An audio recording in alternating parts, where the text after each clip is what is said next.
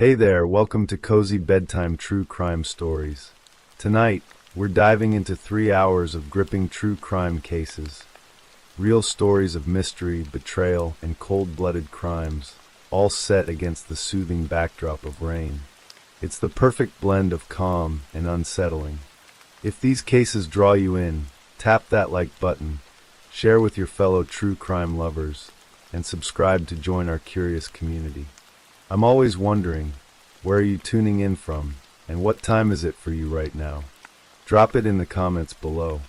Now settle in, and let's dig into the darkness. Story 1. In Cleveland, Ohio, where the winters bite and summers hum with humidity, the Rocky River winds through the city like a quiet witness to its history.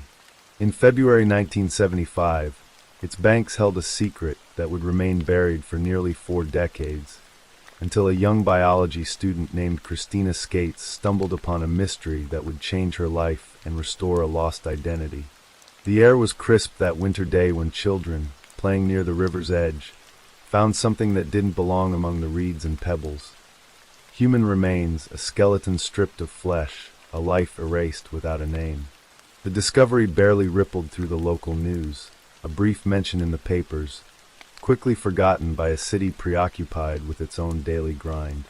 The body was labeled unknown white female bones, line 82483 in the cemetery records, and buried in an unmarked grave in Potter's Field at Memorial Garden Cemetery. No family claimed her. No one mourned her. She was a ghost, lost to time. But in 2014, Christina Skates, a 23-year-old student at Cleveland State University, sat in a quiet library, her eyes scanning microfiche archives and cemetery records for a genealogy project that was supposed to be nothing more than a school assignment. Her fingers paused over that stark entry, unknown white female bones. Something about it gripped her, a pull she couldn't explain, a sense that this forgotten woman deserved more than anonymity. Christina, with her methodical mind and a passion for unraveling puzzles, wasn't one to let mysteries lie dormant. What began as a fleeting curiosity would spiral into a years-long quest, one that would crack open a 40-year-old murder case, expose systemic failures, and give a name back to someone erased from history. This is the story of how Christina Skates, armed with little more than determination and a knack for tracing family trees, solved the impossible, a cold case that had baffled investigators for decades. The library at Cleveland State University was a sanctuary of soft hums and rustling pages, its fluorescent lights casting a sterile glow over rows of bookshelves. Christina Skates sat hunched over a microfiche reader, her dark hair tucked behind her ears, her glasses reflecting the grainy images flickering across the screen. It was a late afternoon in 2014, and the library was nearly empty, save for a few students cramming for exams. Christina, a biology major with a penchant for precision, had always found solace in the meticulous. Her classmates knew her as the one who could spend hours cross-referencing data, piecing together patterns others overlooked. Genealogy was her side passion, a hobby that satisfied her need to connect dots across generations. She'd traced her own family back to 18th century Ireland, delighting in the stories she uncovered, tales of farmers, immigrants, and quiet lives etched into faded records. That day, her assignment was simple: explore local cemetery records for a project on genealogical research methods. She scrolled through the digital archives of Memorial Garden Cemetery, a place where Cleveland buried its unclaimed, its forgotten. The entries were clinical, almost cruel in their brevity: names, dates, causes of death when known. Then line 82,483 stopped her cold. Unknown white female bones. February 5th, 1975. No name, no story, just a void. Christina leaned closer, her breath catching. She'd seen plenty of unmarked graves in her research, paupers, stillborns, the homeless, but this felt different. This wasn't just an unclaimed body. This was someone who had been murdered, her remains found by children, her life reduced to a single line in a ledger. She jotted down the details in her notebook, her handwriting neat but hurried. Who was this woman? Why had no one claimed her? The questions gnawed at her, and she couldn't shake the image of those bones, lying cold and alone by the rocky river. She pushed the microfiche aside and opened her laptop, searching for any mention of a body found in Cleveland in February 1975. The results were dishearteningly sparse. A brief article in the Plain Dealer mentioned the discovery. Children playing near the Rocky River had stumbled upon skeletal remains, partially buried in the muddy bank. The police had investigated, but with no identification, no missing persons reports matching the description, and no immediate leads. The case had gone cold almost as soon as it was opened. The article noted that the remains suggested a young woman, likely in her 20s, and that the cause of death was undetermined but suspected to be homicide. That was it. No follow-up stories, no public outcry. Just a fleeting mention, buried in the back pages. Christina felt a pang of frustration. In 1975, Cleveland was a city in flux, its industrial heart still beating but starting to falter. Crime was a constant hum in the background, robberies, assaults, the occasional high-profile murder, but a Jane Doe found by the river barely registered. The police had done what they could with the tools of the time. Dental records were checked, but no match was found. Missing persons reports were scoured, but none fit. There was a brief, hopeful theory that the remains might belong to Patty Hearst, the heiress kidnapped by the Symbionese Liberation Army in 1974, whose disappearance was a national obsession. But dental records quickly ruled that out. The case was shelved, the woman's bones laid to rest in Potter's Field, and the world moved on. But Christina couldn't move on. She felt a connection to this nameless woman, a sense of responsibility she couldn't articulate.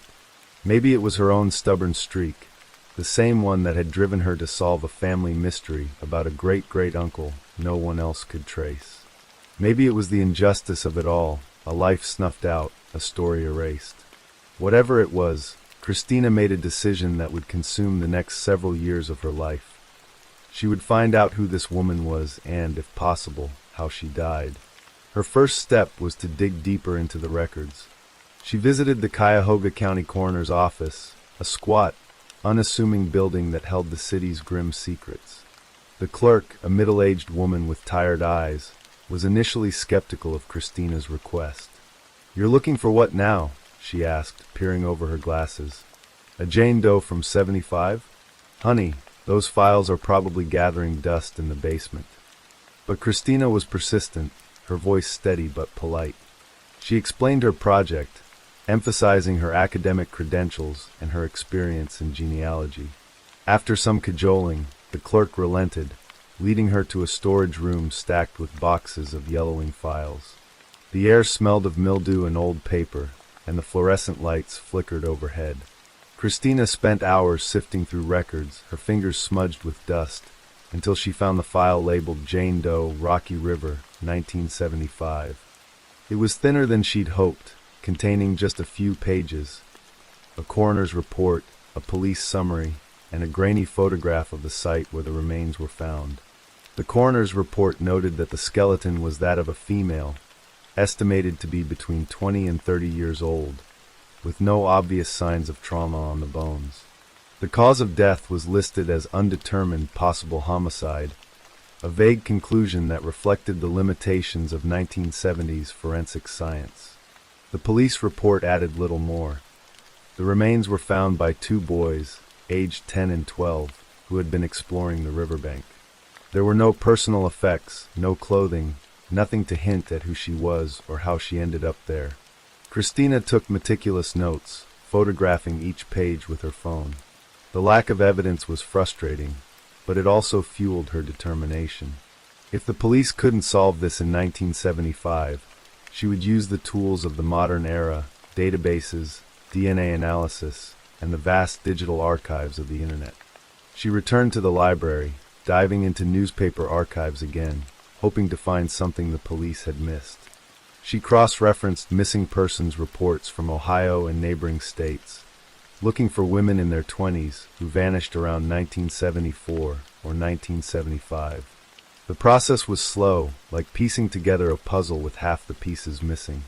Many records from that era were incomplete, and missing persons cases were often poorly documented, especially for women who might have been transients, runaways, or otherwise on the margins of society.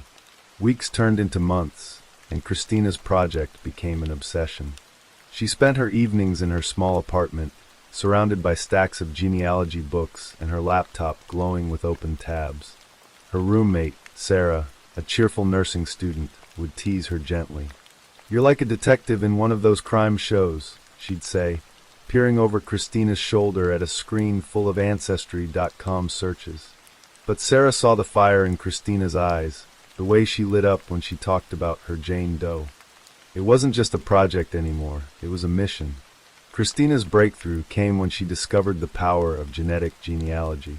In 2014, DNA databases like GeneMatch were gaining traction among amateur genealogists, allowing users to upload DNA profiles and find matches with distant relatives.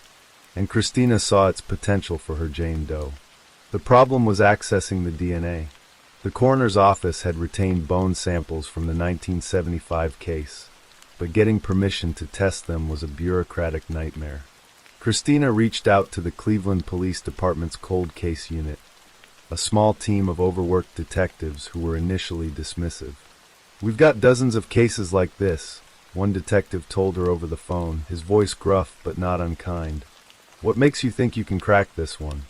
"I don't know if I can," Christina admitted, her voice steady. "But I have to try.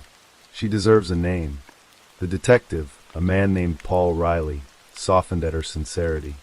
He'd seen plenty of armchair sleuths come and go, but there was something about Christina, her quiet determination, her refusal to give up, that stuck with him. He agreed to help her navigate the system, pulling strings to get the bone samples sent to a forensic lab for DNA extraction. It was a long shot, but if they could generate a viable DNA profile, Christina could upload it to GeneMatch and start building a family tree. The lab process was agonizingly slow. Weeks passed with no updates, and Christina threw herself into her studies to keep from obsessing. She was in her final year at Cleveland State, juggling exams and lab work while checking her email obsessively for news from the lab. When the results finally came, they were a mixed bag. The DNA was degraded, but the lab had managed to extract enough to create a partial profile. It wasn't perfect, but it was enough to work with. Christina uploaded the profile to GeneMatch, her heart pounding as the system processed the data. Matches began to appear, distant cousins, fourth or fifth removed, their connections to the Jane Doe faint but traceable. Building the family tree was like assembling a mosaic from scattered shards. Christina spent hours mapping out relationships, cross-referencing names with birth records, marriage licenses, and obituaries. She reached out to potential relatives, carefully wording her emails to avoid alarming them. "I'm working on a genealogy project," she'd write, "and I think you might be related to someone I'm researching." Most responses were polite but unhelpful. Many people didn't know their own family history beyond a generation or two. But one match, a woman named Linda from Pennsylvania, provided a crucial clue. Linda's great-grandmother had a sister who'd moved to Ohio in the 1960s, a woman named Margaret who had a daughter named Susan. Susan, Linda recalled, had run away from home as a teenager and was never heard from again. Christina's pulse quickened as she dug into Susan's story.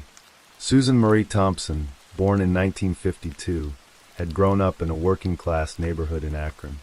Her father was a factory worker, her mother a homemaker who struggled with alcoholism. Susan was a bright but rebellious teenager, drawn to the counterculture of the early 1970s. She left home at 17, telling her family she was heading to Cleveland to start a new life. Her parents filed a missing persons report in 1973, but the trail went cold. The police assumed she'd run off to join a commune or follow a boyfriend, a common story in an era when young people often slipped through society's cracks. The pieces were starting to fit. Susan's age matched the coroner's estimate, and her disappearance in 1973 aligned with the timeline of the remains found in 1975. Christina contacted Detective Riley, who pulled the old missing persons file on Susan Thompson. The file included a description: 5 feet 4 inches, brown hair, blue eyes, a small scar on her left knee from a childhood accident. The Jane Doe skeleton had shown no such scar, but bones alone couldn't confirm or deny it. What they needed was a DNA match. Christina tracked down Susan's younger sister, Diane, who was living in Florida. Diane was wary when Christina called, her voice thick with years of unresolved grief. "We gave up hope a long time ago," Diane said, her words clipped. "If you're trying to sell me something, I'm not interested." "I'm not selling anything," Christina said gently. "I think I might have found your sister." There was a long pause on the line, followed by a shaky exhale. Diane agreed to provide a DNA sample, a simple cheek swab that could confirm whether the Jane Doe was Susan. The sample was sent to the lab, and Christina waited, her nerves frayed. She tried to focus on her classes, but her thoughts kept drifting to Susan, imagining her life. A young woman full of dreams, caught in a moment of history when freedom and danger walked hand in hand. The call from Detective Riley came on a rainy afternoon in 2016. Christina was in her apartment, surrounded by textbooks, when her phone buzzed. "It's a match," Riley said, his voice carrying a rare note of excitement. "The DNA confirms it. Your Jane Doe is Susan Marie Thompson." Christina felt a rush of triumph mixed with sorrow. Susan was no longer a ghost, but her story was far from complete. The DNA match gave her a name, but it didn't explain how she died or who was responsible. Christina and Riley met at a coffee shop near the police station to discuss next steps. Riley, a grizzled veteran with graying hair and a perpetually tired expression, slid a folder across the table. "This is everything we've got on Susan," he said. "It's not much, but it's a start." The folder contained the original missing persons report, a few grainy photos of Susan as a teenager, and notes from interviews with her parents in 1973. Susan had been a free spirit, drawn to Cleveland's music scene and the bohemian vibe of the city's west side. She'd worked odd jobs, waitressing, clerking at a record store, but had no fixed address. Friends described her as charismatic but impulsive, prone to trusting the wrong people. The police had suspected she might have fallen in with a rough crowd, possibly involved in drugs or petty crime, but there was no evidence to confirm it. Christina pored over the file, her mind racing. Solving the identity was only half the battle. Now she wanted justice. She teamed up with Riley and a forensic genealogist named Dr. Ellen Carter, a specialist in cold cases who'd been following Christina's work with interest. Together, they combed through Susan's life, trying to reconstruct her final months. They interviewed old friends, tracked down former co-workers, and scoured social media for any mention of Susan from people who might have known her. Most leads were dead ends, but one name kept surfacing: a man named Robert Bobby Malone, a small-time drug dealer who'd been seen with Susan in 1974. Malone was a shadow in Cleveland's underworld, a charming but volatile figure known for his temper and his knack for avoiding arrest. Witnesses recalled seeing him with Susan at a bar on West 25th Street, a gritty spot popular with the counterculture crowd. One woman, a former bartender named Judy, told Christina and Riley that Susan had seemed nervous around Malone, as if she owed him something. "She was a sweet kid," Judy said, her voice heavy with regret. "But she was in over her head with Bobby. He wasn't the kind of guy you crossed." The trail to Malone was faint but promising. Riley pulled his criminal record, a string of arrests for drug possession, assault, and theft, but no convictions strong enough to keep him behind bars. By 2016, Malone was in his 60s, living in a trailer park in rural Ohio. Riley and Christina drove out to question him, the road stretching through fields of corn and soybean under a gray sky. Malone's trailer was a rusted relic, surrounded by weeds and broken furniture. He answered the door in a stained t-shirt, his eyes narrowing at the sight of Riley's badge. "We're here about Susan Thompson," Riley said, his tone firm but neutral. "You knew her in the 70s. Malone's face betrayed nothing, but his hands twitched slightly. "Don't know any Susan," he said, his voice rough. "You got the wrong guy." Christina watched him closely, noting the way his eyes darted to the side. She'd learned to read people during her genealogy work, picking up on the subtle signs of discomfort. Malone was hiding something, but without evidence, they couldn't press him. Riley left his card, and they drove back to Cleveland, the silence between them heavy with frustration. The investigation stalled, but Christina refused to give up.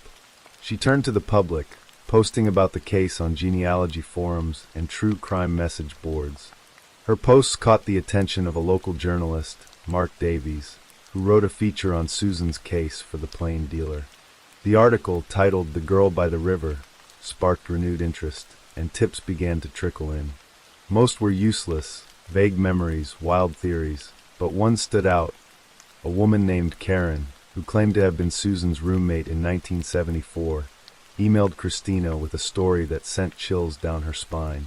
Karen, now in her 60s and living in Michigan, said she and Susan had shared an apartment in Cleveland's Tremont neighborhood.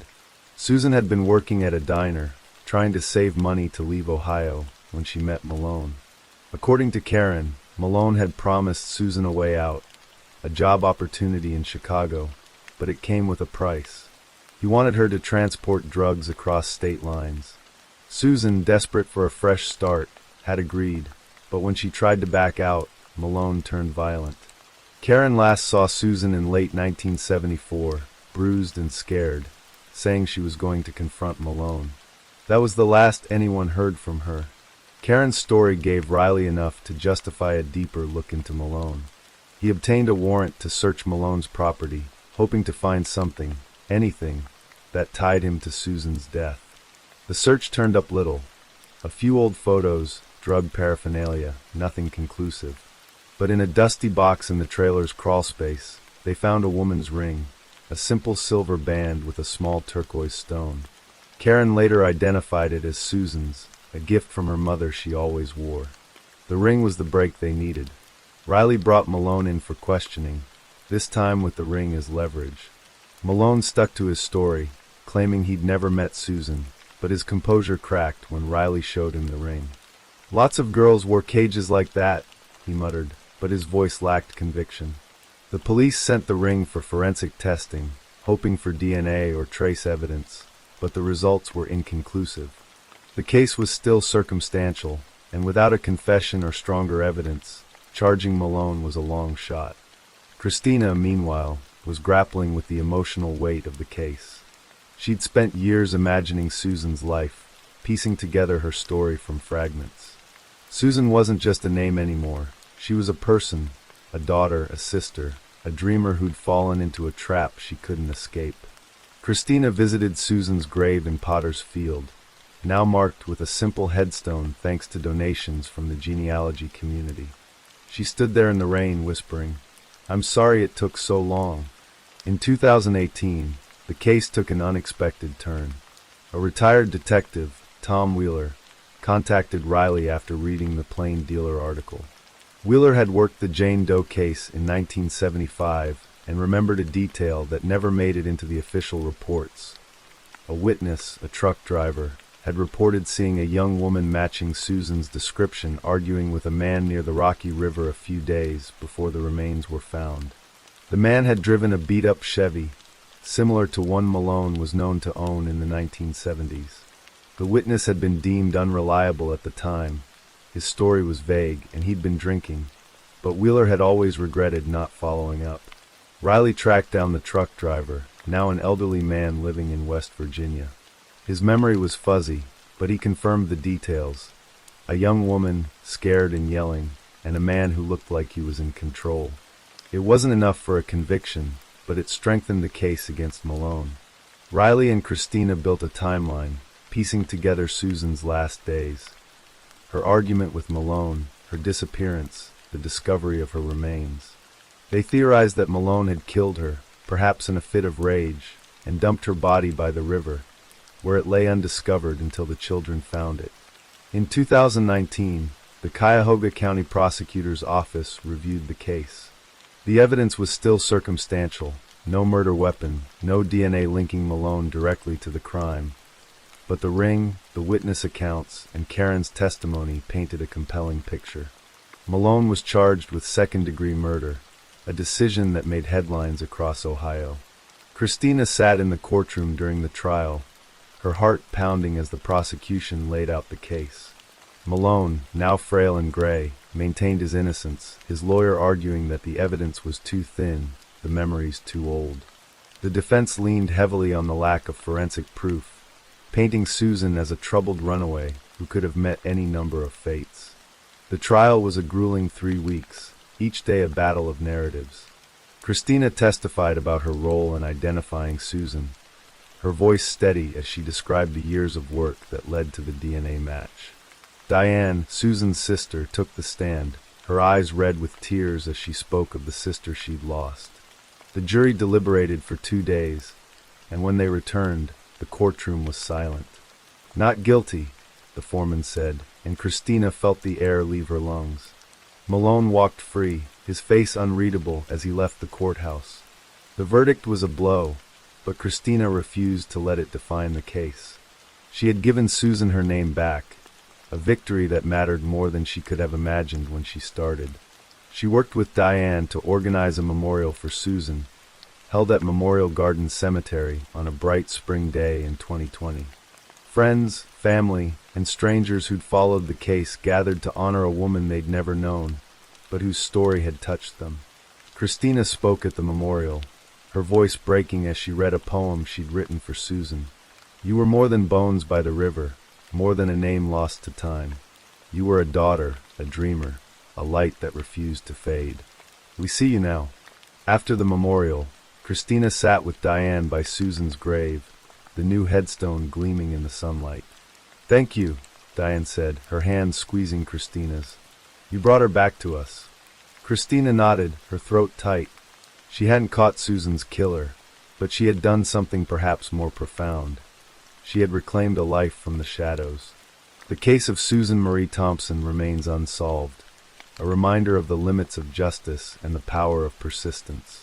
For Christina Skates, now a forensic genealogist working on other cold cases, the journey began with a single line in a cemetery record and ended with a truth that echoed beyond the grave. Susan was no longer Jane Doe. She was home. Story 2. The morning of November 30th, 2004, dawned cold and crisp along the Vaal River, where the flat, open landscape of Lindequestrif, South Africa, stretched beneath a sky that seemed to hold its breath. The air carried the faint tang of damp earth and wood smoke, mingling with the laughter and chatter of a small group of campers at the Van Beau Resort. Among them was Dawn Violet Byrne, a 23-year-old woman whose life, until that moment, had been a quiet tapestry of modest dreams and deep friendships. She was petite, standing at just 1.54 meters, with brown hair that fell in soft waves and brown eyes that sparkled with a quiet intensity. A visible scar marked her forehead, and a playful green frog tattoo adorned her upper left arm, a small rebellion against the conventional path she'd never quite followed. Dawn had come to the resort with her older brother, Jonathan, his fiancée, Emma, and a handful of friends, seeking a weekend of escape from the bustle of Johannesburg. They had pitched their tents, shared stories around a crackling fire, and let the rhythm of the river lull them into a sense of peace. But by the time the sun rose that morning, dawn was gone, and the tranquility of the campsite would unravel into a mystery that would haunt those who loved her for years to come. Dawn's story began in Nilstrom, a small town in Mpumalanga, where she grew up in a close-knit family. Her childhood was unremarkable in the way that happy childhoods often are, filled with the small joys of rural life, from chasing her younger brother, Alan, through dusty fields to listening to her mother's stories under the wide African sky. Her father, a quiet man with calloused hands from years of working the land, taught her to find beauty in the simplicity of the world around her. Her mother, a schoolteacher, instilled in her a love of learning and a curiosity that burned bright. Dawn was the middle child, sandwiched between Jonathan, the ambitious older brother who dreamed of seeing the world, and Alan, the sensitive younger one who looked up to her with unwavering devotion. She was the glue that held their small family together, her laughter a constant in their modest home. But Dawn was restless, her spirit too big for Nilström's quiet boundaries. After high school, she set her sights on Johannesburg, a city that pulsed with possibility. She enrolled at a university, studying literature and dreaming of a life filled with adventure. She moved into a small cottage in Kensington, a suburb where jacaranda trees cast purple shadows on the streets. The cottage was her sanctuary, its walls adorned with sketches and photographs, its shelves lined with books she'd read until the pages were worn. It was there that she met Alicia, a fellow student whose fiery energy matched Dawn's quieter intensity. Alicia was drawn to Dawn's warmth, her quick laugh, and the way she seemed to carry a spark of defiance beneath her gentle exterior. They became inseparable, spending evenings in smoky cafes, debating poetry, or planning trips they couldn't yet afford. Alicia saw in Dawn a rare kind of authenticity, a woman who lived for the moment, who found joy in the smallest details, from the curve of a leaf to the rhythm of a song. When Jonathan announced he was visiting from the UK with his fiancée, Emma, Dawn was overjoyed. Jonathan had left South Africa after school, chasing a career in London, and their time apart had stretched their bond thin. The camping trip to Van Bo was Dawn's idea, a chance to reconnect, to share the beauty of her country with Emma, who'd never seen the Vaal River's shimmering expanse. Alicia was meant to join them, but a bout of bronchitis kept her in Johannesburg, coughing and miserable. "Go without me," she told Dawn over the phone, her voice hoarse. "I'll be fine. Just don't do anything stupid, okay?" Dawn laughed, promising to bring back stories and a sunburn. The group, Jonathan, Emma, Dawn, and 3 friends from Johannesburg, piled into 2 cars and drove to Lindequestriff, a 2-hour journey through rolling hills and open plains. Van Bo was everything Dawn had hoped for. The resort was rustic, its grounds dotted with tents and caravans, the river glinting like a ribbon of silver in the distance. They arrived on November 27, 2004, their cars kicking up clouds of dust as they pulled into the campsite. Dawn was in high spirits, her laughter echoing as she helped set up the tents, her hands deft as she drove stakes into the ground. Jonathan watched her, marveling at how she seemed lighter than she had in years, as if the weight of city life had lifted in the open air. Emma, new to South Africa's rugged beauty, was enchanted by the landscape and Dawn's infectious enthusiasm. The group spent their days hiking along the river, their boots sinking into the soft earth, and their evenings around a fire, passing bottles of beer and sharing stories. Dawn, with her knack for storytelling, held them spellbound with tales of her childhood in Nilström, her voice rising and falling like the river itself. On the night of November 29th, the group stayed up late, the fire casting long shadows across the campsite. They'd had a few drinks, the kind of easy indulgence that comes with being young and carefree. Dawn, usually the life of the group, was quieter than usual, her gaze drifting to the dark expanse beyond the firelight. Jonathan noticed but thought little of it. She was often introspective, prone to moments of quiet reflection. Emma, caught up in the group's laughter, later recalled Dawn sitting slightly apart, her knees drawn up, her eyes fixed on the horizon. The other campers, friends from Johannesburg who knew Dawn less intimately, didn't notice anything amiss.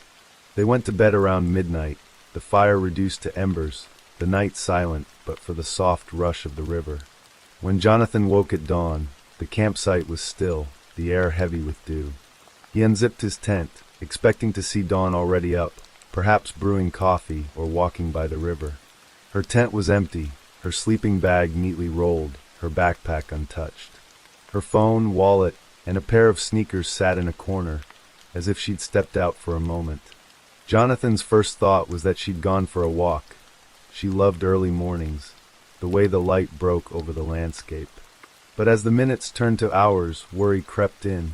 He roused the others, their faces bleary with sleep, and they began calling her name, their voices carrying across the empty fields. Emma, her voice trembling, suggested checking the riverbank. The group fanned out, their footsteps quickening as panic set in. By midday, with no sign of Dawn, Jonathan called Alicia, his voice tight with fear. "She's not here," he said. "I don't know where she is." Alicia felt her world tilt.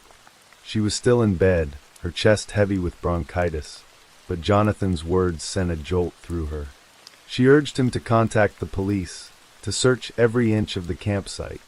She wanted to drive to Lindquestra herself, but her illness pinned her to Johannesburg, her mind racing with possibilities. Had Dawn wandered off and gotten lost? Had she fallen into the river? The thought was unbearable, but Alicia clung to the hope that Dawn was somewhere close, perhaps disoriented but safe. Jonathan, meanwhile, called the Frankfurt police, a small station serving the rural communities along the Vaal. Captain Judith Swanepoel, a woman with a calm demeanor and sharp eyes, arrived at Van Bo within hours, her team trailing behind her. The campsite was a scene of quiet chaos, tents flapping in the breeze, the group huddled together, their faces pale with worry. Swanepoel surveyed the scene with a practiced eye. The campsite offered no immediate clues, no signs of a struggle, no footprints leading away, no abandoned belongings. Dawn's tent was tidy, her belongings arranged with the care of someone who hadn't planned to leave. Swanepoel interviewed the group, her notepad filling with their accounts. Jonathan, his hands trembling, recounted the previous night, admitting they'd all had a few drinks but insisting nothing seemed out of the ordinary. Emma, her voice breaking, mentioned Dawn's quiet mood but could offer no explanation.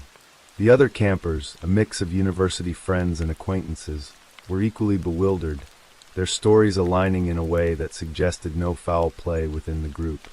Swanepoel's team searched the campsite, their boots crunching on the gravel, their eyes scanning for anything out of place. They found nothing. The search expanded quickly. Volunteers from Lindquestra joined the police, their faces etched with concern for a young woman they'd never met. The Vaal River, deceptively calm, became a focal point. Its currents were known to be treacherous, and drownings were not uncommon. Divers plunged into the cold water, their movements methodical, but they surfaced empty-handed. Sniffer dogs roamed the area, their noses to the ground, but the trail went cold at the edge of the campsite. Swanepoel, speaking to the citizen, expressed her frustration. "We are trying our best to find out what happened to Dawn. I find it difficult to believe that a person can disappear for almost 4 years without a trace." The lack of evidence was maddening. No witnesses reported seeing Dawn leave the campsite.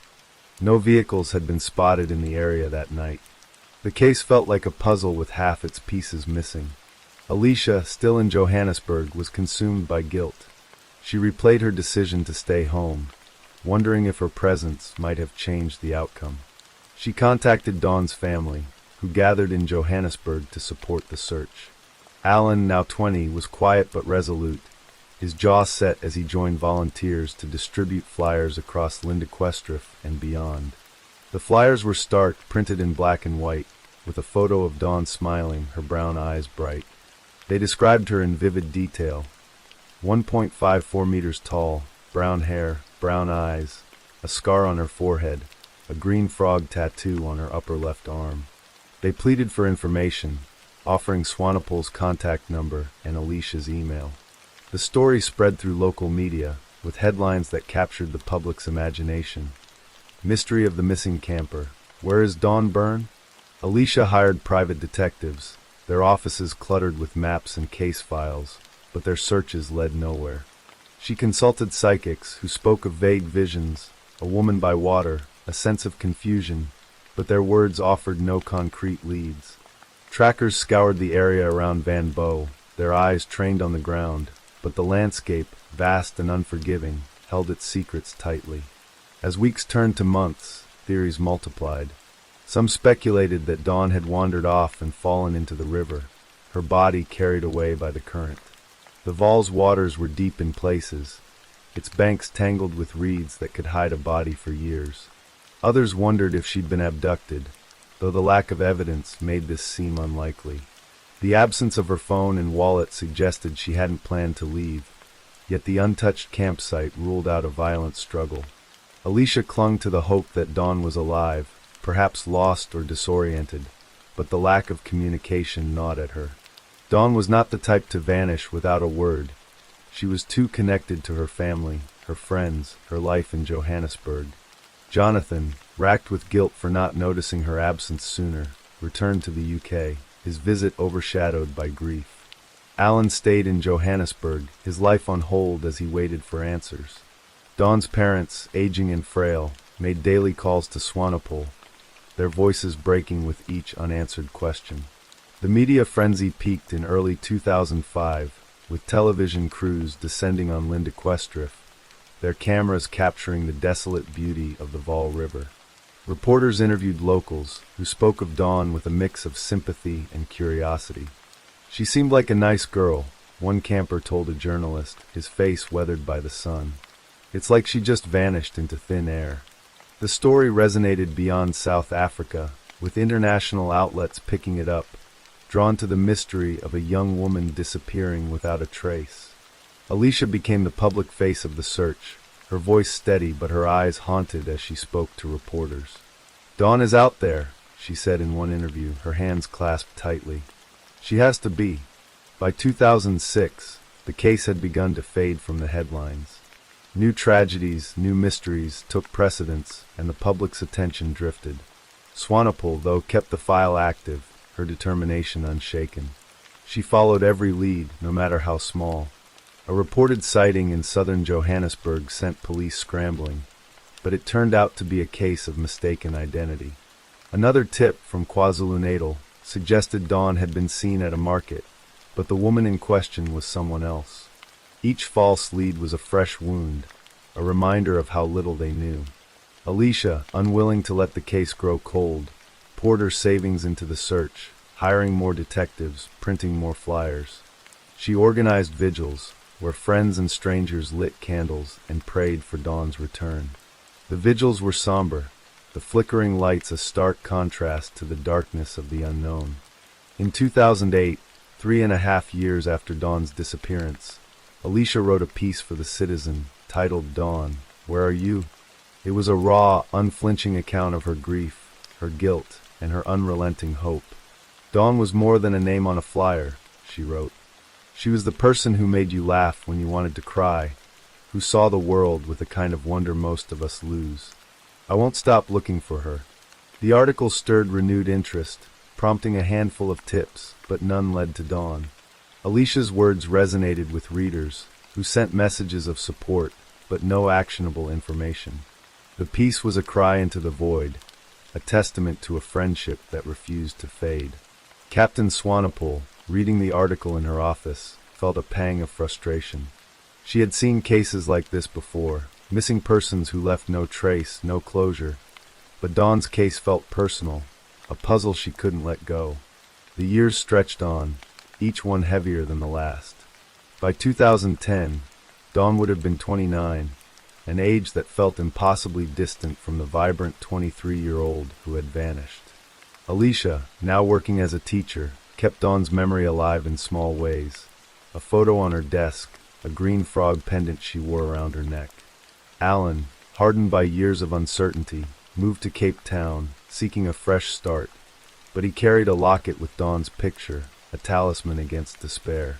Their parents, now in their late 60s, lived in a quiet limbo, their home filled with reminders of the daughter they'd lost. They prayed for closure, for a sign, but none came. Swanepoel, nearing retirement, kept Dawn's file on her desk, a quiet promise to a case she'd never solved.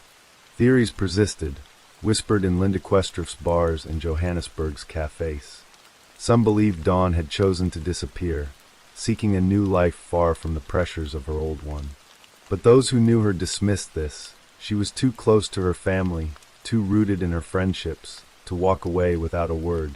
Others clung to the river theory, imagining her swept away in the dark, her body lost to the Vaal's depths. The abduction theory lingered, too, fueled by the absence of evidence, but no ransom demands or suspicious activity ever surfaced. The truth remained elusive, a shadow just out of reach. By 2025, Dawn would have been 44, a fact that struck Alicia like a physical blow. She imagined Dawn as she might have been, perhaps a mother, a teacher, or an artist, her life filled with the vibrancy she'd always carried. The campsite at Van Bo had changed, its grounds modernized with new cabins and paved paths. But the river remained, its waters as inscrutable as ever. Alicia visited occasionally, standing by the bank where Dawn had last been seen, her eyes searching the horizon. She no longer expected answers, but she couldn't stop looking. Swanepoel, now retired, passed the case to a younger officer, but she checked in occasionally, her voice soft with regret. The mystery of Dawn Violet Byrne had become a ghost story in Lindquestriff, whispered by locals who remembered the search, the flyers, the young woman who vanished without a trace. For those who loved Dawn, the absence was a wound that never healed. Alicia, now in her 40s, lived with a quiet ache, her home filled with photos of Dawn, smiling at university, laughing at a cafe, standing by the Vaal River days before she disappeared. Alan, now a father himself, told his children about their aunt, his voice steady but his eyes distant. Their parents, too old to hope, prayed for closure before their time ran out. The case remained open, a file in Frankfurt's police station, but the world had moved on. Dawn's green frog tattoo, her scar, her bright eyes, they lingered in memory, a puzzle unsolved, a story unfinished. The Vaal River still flows, its surface catching the light of each new dawn. Somewhere, perhaps, it holds the truth of what happened to Dawn Violet Byrne. Until that truth is found, her name remains a whisper on the wind, a call unanswered, a mystery that binds those who loved her in a shared, unending vigil. Story 3. The night of August 21st, 2010, was warm and restless in Great Bend, Kansas, a small town of about 15,000 souls where the flat horizon stretched endlessly under a star-streaked sky.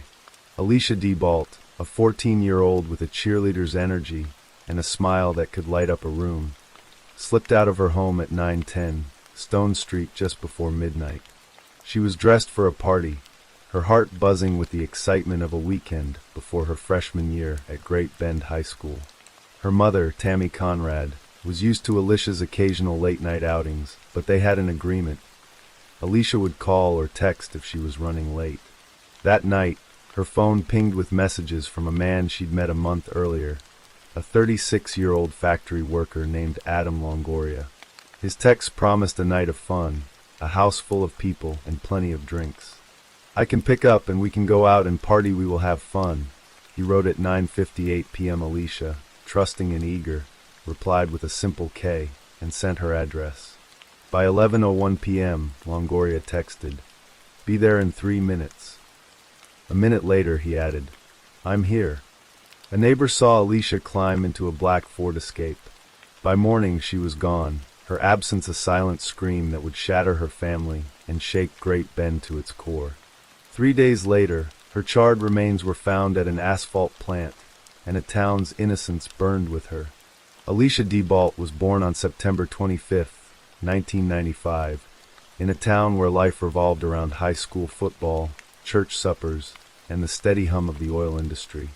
She was the youngest of Tammy Conrad's children, a bright-eyed girl nicknamed Baby Girl for her playful spirit and knack for making friends. Her family described her as vivacious, the kind of person who didn't know a stranger and would help anyone in need.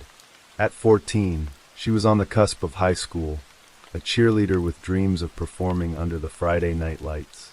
Her room was a collage of teenage life, posters of pop stars, pom-poms in the corner, and a diary filled with hopes for the future. Great Bend, nestled in the heart of Kansas, was a place where everyone knew everyone, and Alicia's warmth made her a beloved figure among her peers. She was excited about the Great Bend High School Booster Club dinner scheduled for August 22nd, an event she'd been talking about for weeks. But that night, she missed it, and her absence set off alarms. Tammy Conrad woke on Sunday morning to an empty house. Alicia's bed was untouched, her phone silent. Panic crept in as Tammy called her daughter's friends, hoping Alicia had crashed at someone's place. But no one had seen her since she left for the party. By late morning, Tammy contacted the Great Bend Police Department, her voice trembling as she reported Alicia missing. The case didn't qualify for an Amber Alert. There was no immediate evidence of abduction, but the police acted swiftly, contacting the Kansas Bureau of Investigation, KBI, for support. By Monday, August 23rd, A statewide media advisory was issued, and the search for Alicia became a community effort. Volunteers scoured Great Bend's parks, fields, and backroads, their voices calling her name into the summer heat. Flyers with Alicia's photo, a smiling girl with long dark hair, went up on every lamppost and shop window.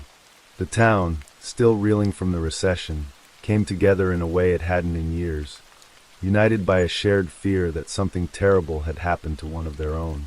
The investigation zeroed in on Adam Longoria, a man whose name surfaced early in the case. Longoria, born in 1974, was a 36-year-old employee at Venture Corporation, an asphalt plant just south of Great Bend. He had a troubled past, having spent much of his adult life in prison for various offenses, including theft and drug charges. Released in 2005, he'd settled in Great Bend, working manual labor jobs and living with his girlfriend, Eva Brown. In July 2010, at a birthday party for Eva, Longoria met Alicia. Prosecutors would later describe him as immediately obsessed with the teenager, a fixation that grew over weeks of relentless texting. He showered her with attention, offering mixed drinks and promises of being his girl. Alicia, young and impressionable, was drawn to his confidence, unaware of the danger lurking behind his words. To her, he was an older friend, someone who made her feel grown up. To him, she was a target. On August 24th, the search ended in tragedy. Workers at the Venture Corporation asphalt plant discovered a body behind a pile of gravel, so badly burned that dental records were needed to confirm it was Alicia. Traces of duct tape clung to her ankles and face, a grim clue to her final moments. The news hit Great Bend like a thunderclap. Over 2,000 people gathered for a vigil on August 29th, holding candles and weeping for the girl they called Baby Girl. Tammy, her face etched with grief, stood among them, clutching a photo of Alicia in her cheerleader uniform. The community's shock turned to anger as details emerged. Longoria had been arrested that day, caught driving a white Ford Explorer stolen from Venture Corporation. He was initially charged with vehicle theft and burglary, but the police were building a larger case. Evidence was mounting, text messages, surveillance footage, and whispers of DNA found at the scene. Detective Brian Doherty, a seasoned officer with the Great Bend Police Department, led the investigation. He was a man of few words, his eyes shadowed by years of seeing the worst in people. The text messages between Longoria and Alicia, recovered from her phone, painted a chilling picture. At 9:58 p.m. on August 21st, Longoria had texted, "I have 5 bottles and 5 cases of beer in one house, and there will be lots of people." Alicia's reply was a single letter, K. At 10:59 p.m., he texted, "Be there in 3 minutes," followed by "I'm here a minute later." The last signal from Alicia's phone was at 11:40 p.m. A neighbor confirmed seeing a black Ford Escape, matching Eva Brown's vehicle. Outside Alicia's house around 11 p.m., Doherty's team dug deeper, uncovering surveillance footage from a convenience store where Longoria bought $1.32 worth of gasoline that night. The purchase, small but damning, suggested a plan to destroy evidence. Eva Brown's testimony would prove pivotal. She told investigators that Longoria came home around 12:30 a.m. on August 22nd, reeking of gasoline. Her black Ford Escape, which she'd lent him, smelled of fuel the next morning. She recalled him washing his clothes that night, an unusual act, and later shredding a t-shirt, asking her to dispose of it. Forensic examiners found gasoline on Longoria's gym shoes, and more critically, semen stains on the floor of the Ford Escape, containing a mixture of DNA matching both Longoria and Alicia. Witnesses reported Longoria asking them to lie about his whereabouts, claiming someone else had taken his car and phone that night. But the evidence was stacking against him, each piece a brick in the wall closing him in. On September 7, 2010, Longoria was charged with capital murder, criminal sodomy, aggravated criminal sodomy, and attempted rape, along with vehicle theft and burglary. He was held in Sedgwick County Jail on a $1.5 million bond, his gaunt face staring blankly in court as Alicia's family watched from the gallery. Tammy and her older daughter, Alicia's sister, were ushered into a side room after hearings, avoiding the swarm of reporters.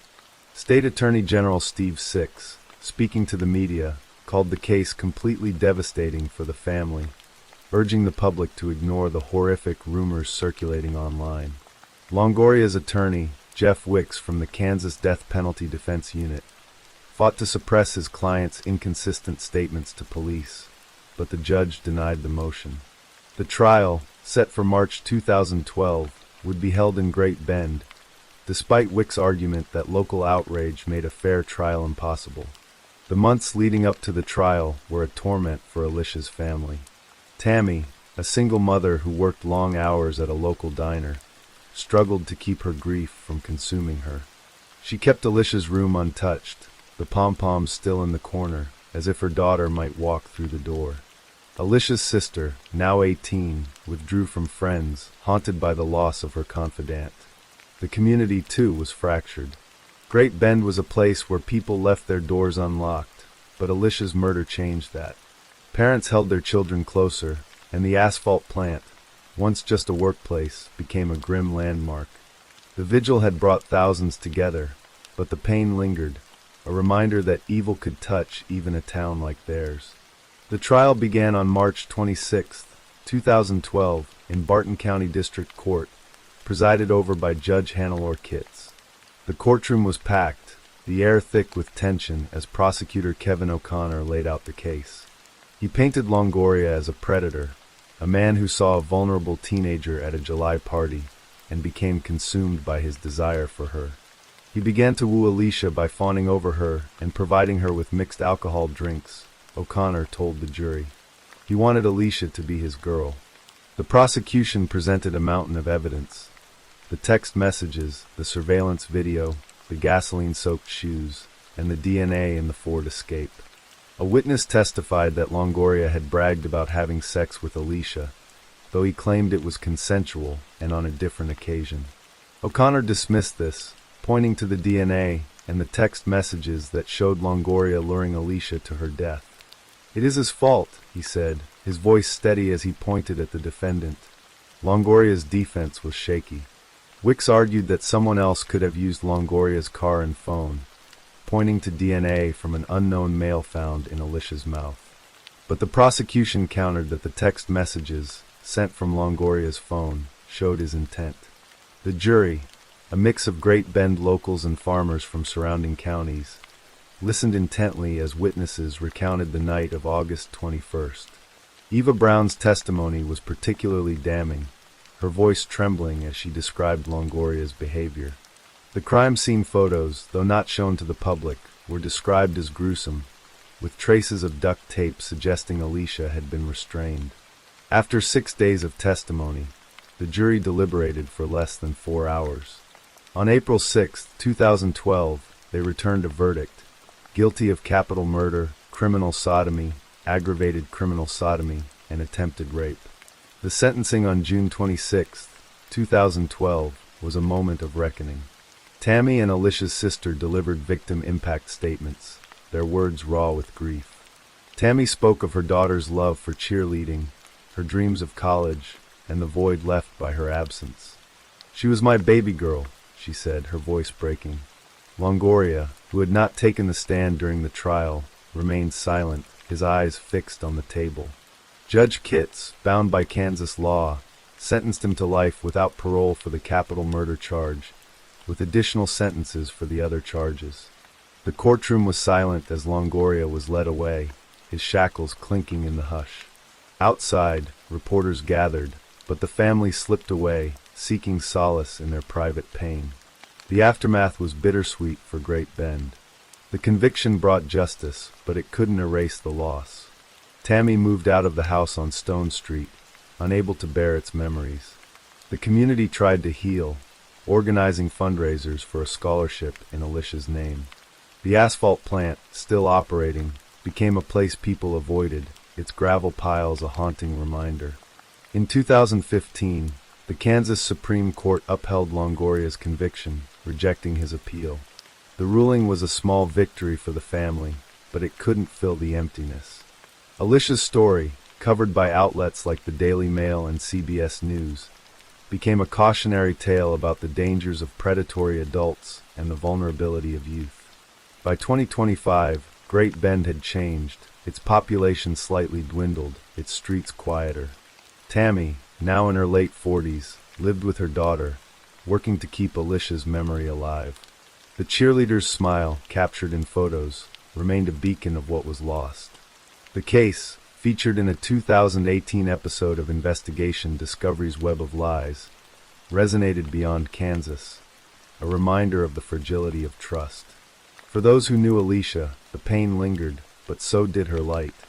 The town held an annual vigil, lighting candles where her body was found, a silent promise not to forget. Longoria, now in his 50s, remained in prison, his life a stark contrast to the one Alicia might have lived. The truth of that night, how he lured her, what he did before setting her body alight, died with her, leaving only the evidence and a community forever changed.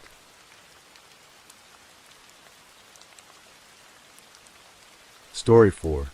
In the quiet coastal town of Hermanus, South Africa, where the Atlantic Ocean whispers secrets to the rugged cliffs, and the air carries the faint tang of salt, life unfolds at a leisurely pace.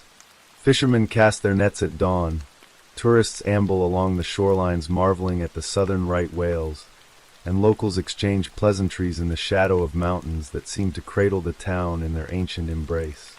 It was here, in this seemingly idyllic setting, that a tragedy unfolded, one that would ripple through the community, leaving scars that time could only hope to soften. The story of Anthony Gerald Brewer, a man whose name became synonymous with a chilling crime, is not just a tale of violence, but a haunting exploration of human fragility, hidden motives, and the unrelenting pursuit of justice. The morning of August 15, 2018, began like any other in Hermanus. The sun rose over the horizon, painting the sky in hues of pink and gold, while the town stirred to life. In a modest home on the outskirts, where the scent of fynbos mingled with the ocean breeze, 65-year-old Geraldine Brewer prepared breakfast. Her hands moved with the practiced ease of someone who had spent decades nurturing a family. She hummed softly, a tune from her youth, as she sliced bread and set the kettle to boil.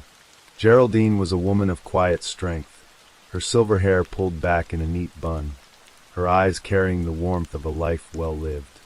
She was a mother, a grandmother, a pillar of her small community, known for her kindness and her unwavering devotion to her family.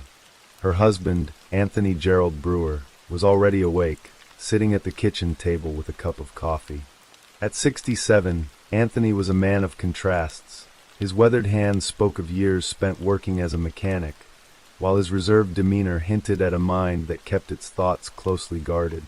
To neighbors, he was polite but distant, a man who preferred the solitude of his garage to the chatter of social gatherings. Yet, to Geraldine, he was her partner of over 4 decades, the father of their children, and the steady presence in their shared life. Their marriage, like any, had its ebbs and flows, but on this morning, nothing seemed amiss. The couple exchanged few words, their silence comfortable, born of years spent together. But beneath this ordinary scene, something darker simmered. It was a tension that had been building, imperceptible to the outside world, perhaps even to Geraldine herself. Anthony had been wrestling with demons, financial strain, the weight of aging, and a growing sense of discontent that gnawed at him in the quiet hours. These were not the grand, dramatic conflicts of a crime novel, but the slow, insidious pressures that can erode a person's spirit over time. And on that August morning, those pressures would erupt in a way that would shatter lives and leave a community in disbelief. As Geraldine turned to pour the boiling water into a teapot, Anthony stood abruptly, his chair scraping against the linoleum floor. The sound was sharp, jarring in the stillness of the morning. Geraldine glanced at him, her brow furrowing slightly, but before she could speak, Anthony's hand reached for a knife on the counter. A simple kitchen knife, its blade glinting faintly in the morning light. What happened next was swift and brutal. With a ferocity that seemed to come from a place beyond reason, Anthony attacked his wife, the blade finding her again and again. Geraldine's screams pierced the air, but they were Fleming, drowned out by the relentless violence. Within moments, she collapsed, her life slipping away as blood pooled on the kitchen floor, staining the tiles she had scrubbed clean just the day before. The house fell silent. Anthony stood over his wife's body, his breath ragged, the knife still in his hand. The man who had shared a life with Geraldine, who had built a home and raised children with her, was now a stranger to himself. What had driven him to this act? Was it a sudden explosion of rage, a culmination of years of unspoken grievances, or something deeper, more unfathomable? These questions would haunt investigators, prosecutors, and the community for years to come. But in that moment, Anthony was alone with his actions, the weight of them settling like a stone in his chest. He didn't flee. Instead, he sat down at the kitchen table, the knife now resting beside his untouched coffee. He waited, staring at the body of the woman he had vowed to love and protect. It was as if time had paused, the world outside continuing its gentle rhythm while inside, a tragedy had irrevocably altered the course of two lives. Eventually, a neighbor, alarmed by the absence of Geraldine's usual morning routine, knocked on the door. When there was no answer, she peered through the window and saw the horrific scene. Her screams alerted others, and soon the police arrived, their sirens cutting through the tranquility of Hermanus. The officers found Anthony still seated, his expression vacant, his hands stained with blood. He offered no resistance as they handcuffed him, his silence as chilling as the crime itself. Geraldine was pronounced dead at the scene, her body bearing the marks of a frenzied attack, multiple stab wounds, each one a testament to the violence that had erupted in that quiet kitchen. The news spread quickly, a shockwave that rippled through Hermanus and beyond. How could this happen? How could a man like Anthony, known for his quiet demeanor, commit such an act against the woman he had loved for decades? The investigation began immediately, with detectives combing through the Brewer home for clues. The scene was meticulous yet chaotic, blood spatter on the walls, the knife still on the table, and no signs of a struggle that suggested Geraldine had fought back. This wasn't a crime of opportunity or an act of self-defense. It was deliberate, personal, and deeply intimate. The police interviewed neighbors, friends, and family, piecing together a picture of the Brewer's life. They learned of Anthony's financial troubles, a mechanic's pension stretched thin, debts piling up, and a sense of pride that kept him from seeking help. They heard whispers of arguments, not frequent but intense, often about money or the future. Yet, nothing pointed to a history of violence. Geraldine's friends described her as a woman who radiated warmth, who would never have provoked such an attack. Their children, now adults with families of their own, were devastated, unable to reconcile the father they knew with the man who had taken their mother's life. Anthony was charged with murder, and as he was led away in handcuffs, the town grappled with its grief and confusion. The media descended on Hermanus, their cameras and microphones capturing the stunned faces of residents. Headlines in major South African outlets painted a grim picture. Hermanus man arrested for wife's brutal murder. Tragedy in coastal town. Pensioner kills spouse in shocking attack. The stories were careful not to sensationalize, but the weight of the crime was undeniable. For many, it was a reminder that darkness could lurk behind the most ordinary facades. As Anthony awaited trial in a Cape Town detention facility, the legal process began to unfold. Prosecutors built a case rooted in the physical evidence: the knife, the blood, the absence of any other suspects. The autopsy report confirmed what the police had suspected. Geraldine had died from multiple stab wounds, with injuries so severe that she had no chance of survival. The lack of defensive wounds suggested she had been caught off guard, perhaps unable to comprehend the betrayal unfolding before her. The prosecution's narrative was straightforward.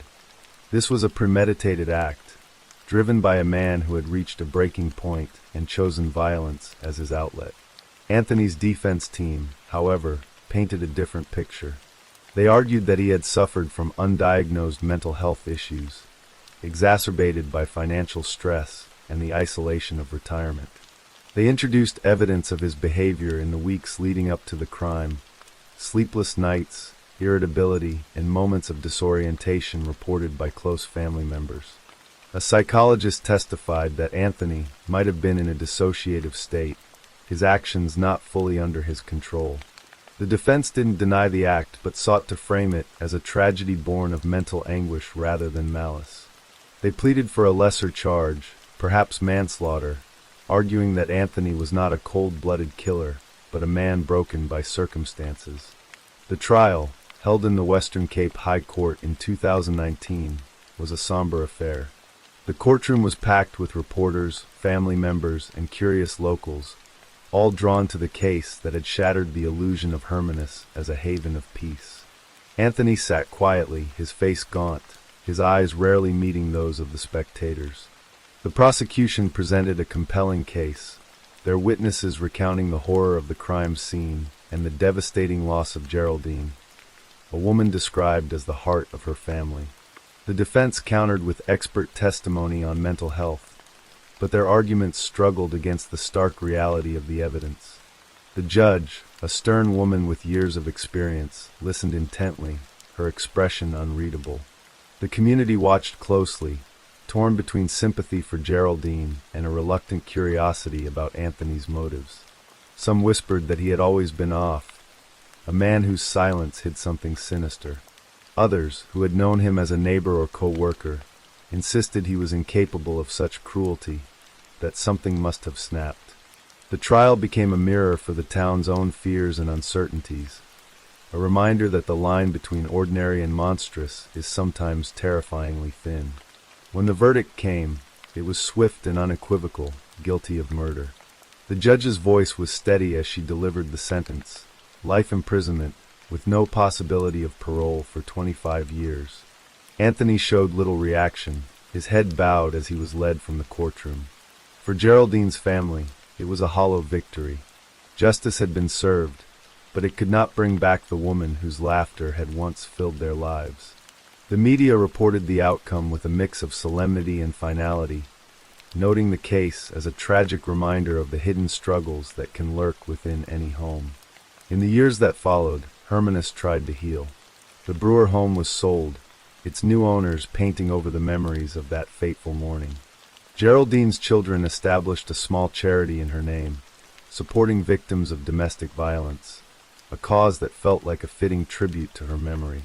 Anthony, now in his late 60s, remains in prison, his days marked by routine and regret.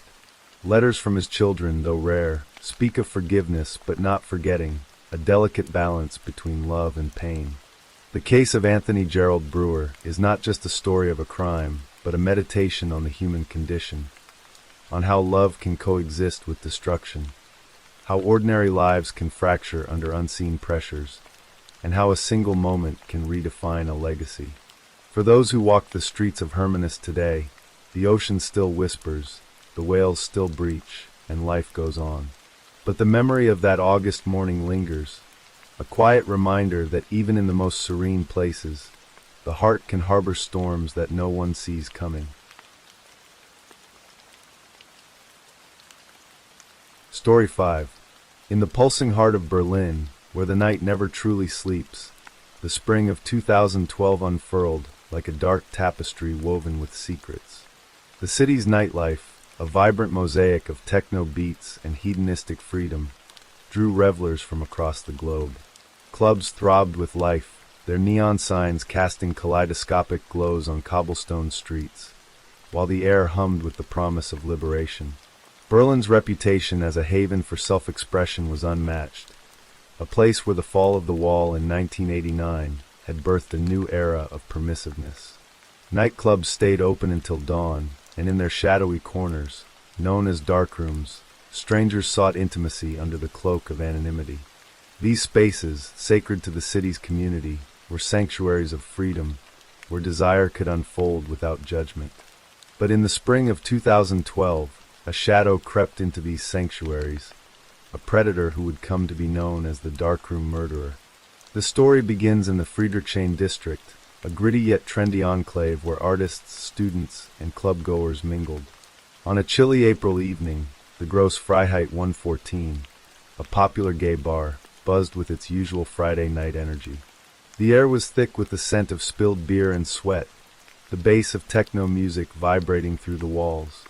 Patrons laughed, clinked glasses, and disappeared into the back rooms, where the dim lighting offered privacy. Among them was Nicky Miller, a 32-year-old regular known for his infectious smile and penchant for flamboyant wigs. Nicky, who sometimes passed as a woman in high heels and makeup, was a beloved figure in the scene, his warmth drawing people to him like moths to a flame. He worked at a nearby market, his days filled with the chatter of customers, but the nights were his domain, where he could be unapologetically himself. Nicky moved through the crowd with ease, his laughter cutting through the din. He wore a bright red wig that night, paired with a tight shirt that shimmered under the club's strobe lights. Friends waved him over, offering drinks, but Nicky had his sights set on the darkroom, a space where the world outside ceased to exist. It was a place of whispered promises and fleeting connections, a labyrinth of shadows where identities blurred. For Nicky, it was a place to shed the constraints of the day and embrace the freedom of the night. But on this night, April 6th, 2012, that freedom would betray him. Hours later, as the club began to empty, the atmosphere shifted. The music softened, and the crowd thinned, leaving only the stragglers and the staff. Matthias, a bartender with tired eyes and a quick smile, was wiping down the counter when his co-worker, a lanky man named Stefan, burst out from the back rooms. "There's someone back there," Stefan said, his voice tight. "He's not moving." Matthias assumed it was just another patron who'd had too much to drink, a common occurrence in Berlin's all-night scene.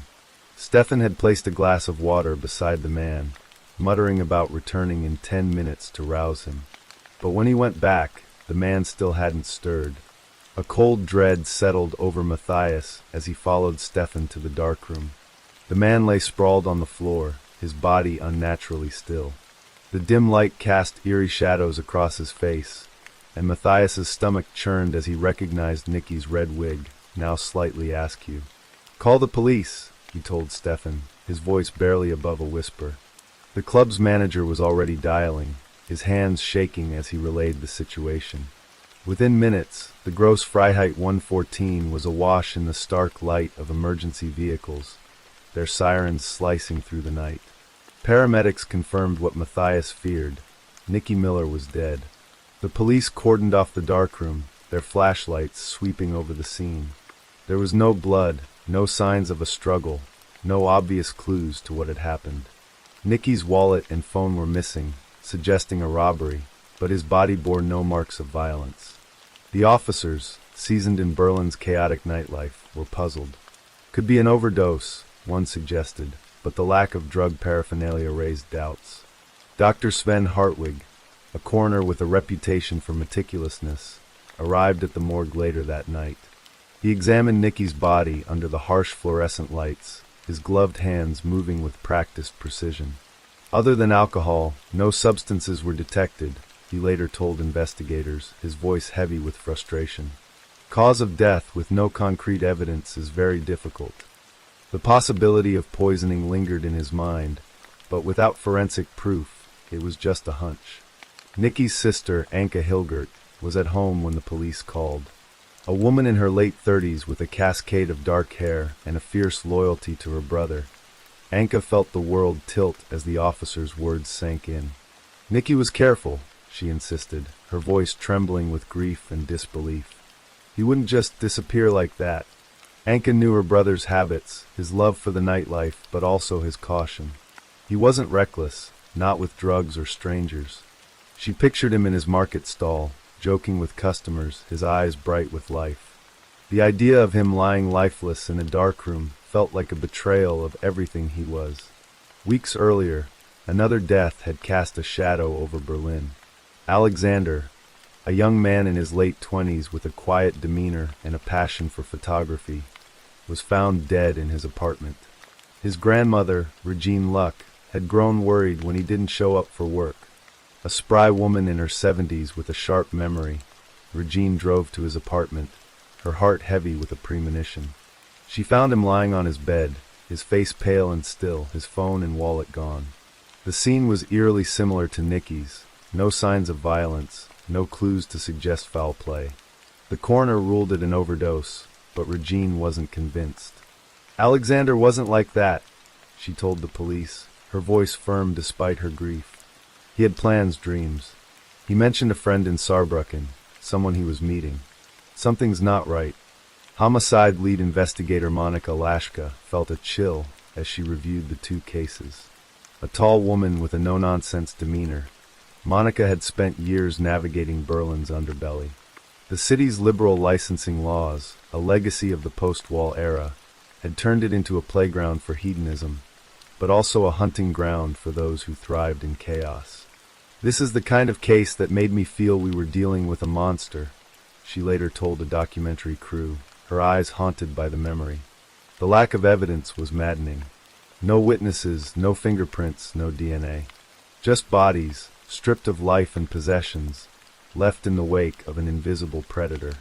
Monica's team worked out of a cluttered office in Berlin's police headquarters, their desks piled high with case files and coffee cups. The walls were lined with maps of the city, pins marking the locations of the deaths. Friedrichshain, with its maze of clubs and bars, was a focal point. Monica stood before the map, her fingers tracing the streets, her mind racing. Two men, both young, both robbed, both dead under mysterious circumstances, she said to her partner, a grizzled detective named Klaus. This isn't a coincidence. Klaus nodded, his jaw tight. But without evidence, we're chasing ghosts. Then came a breakthrough. On May 5, 2012, Miroslav Wawik woke up in a Berlin hospital, his mind a fog. The 30-year-old had been out the previous night, drawn to the city's nightlife like so many others.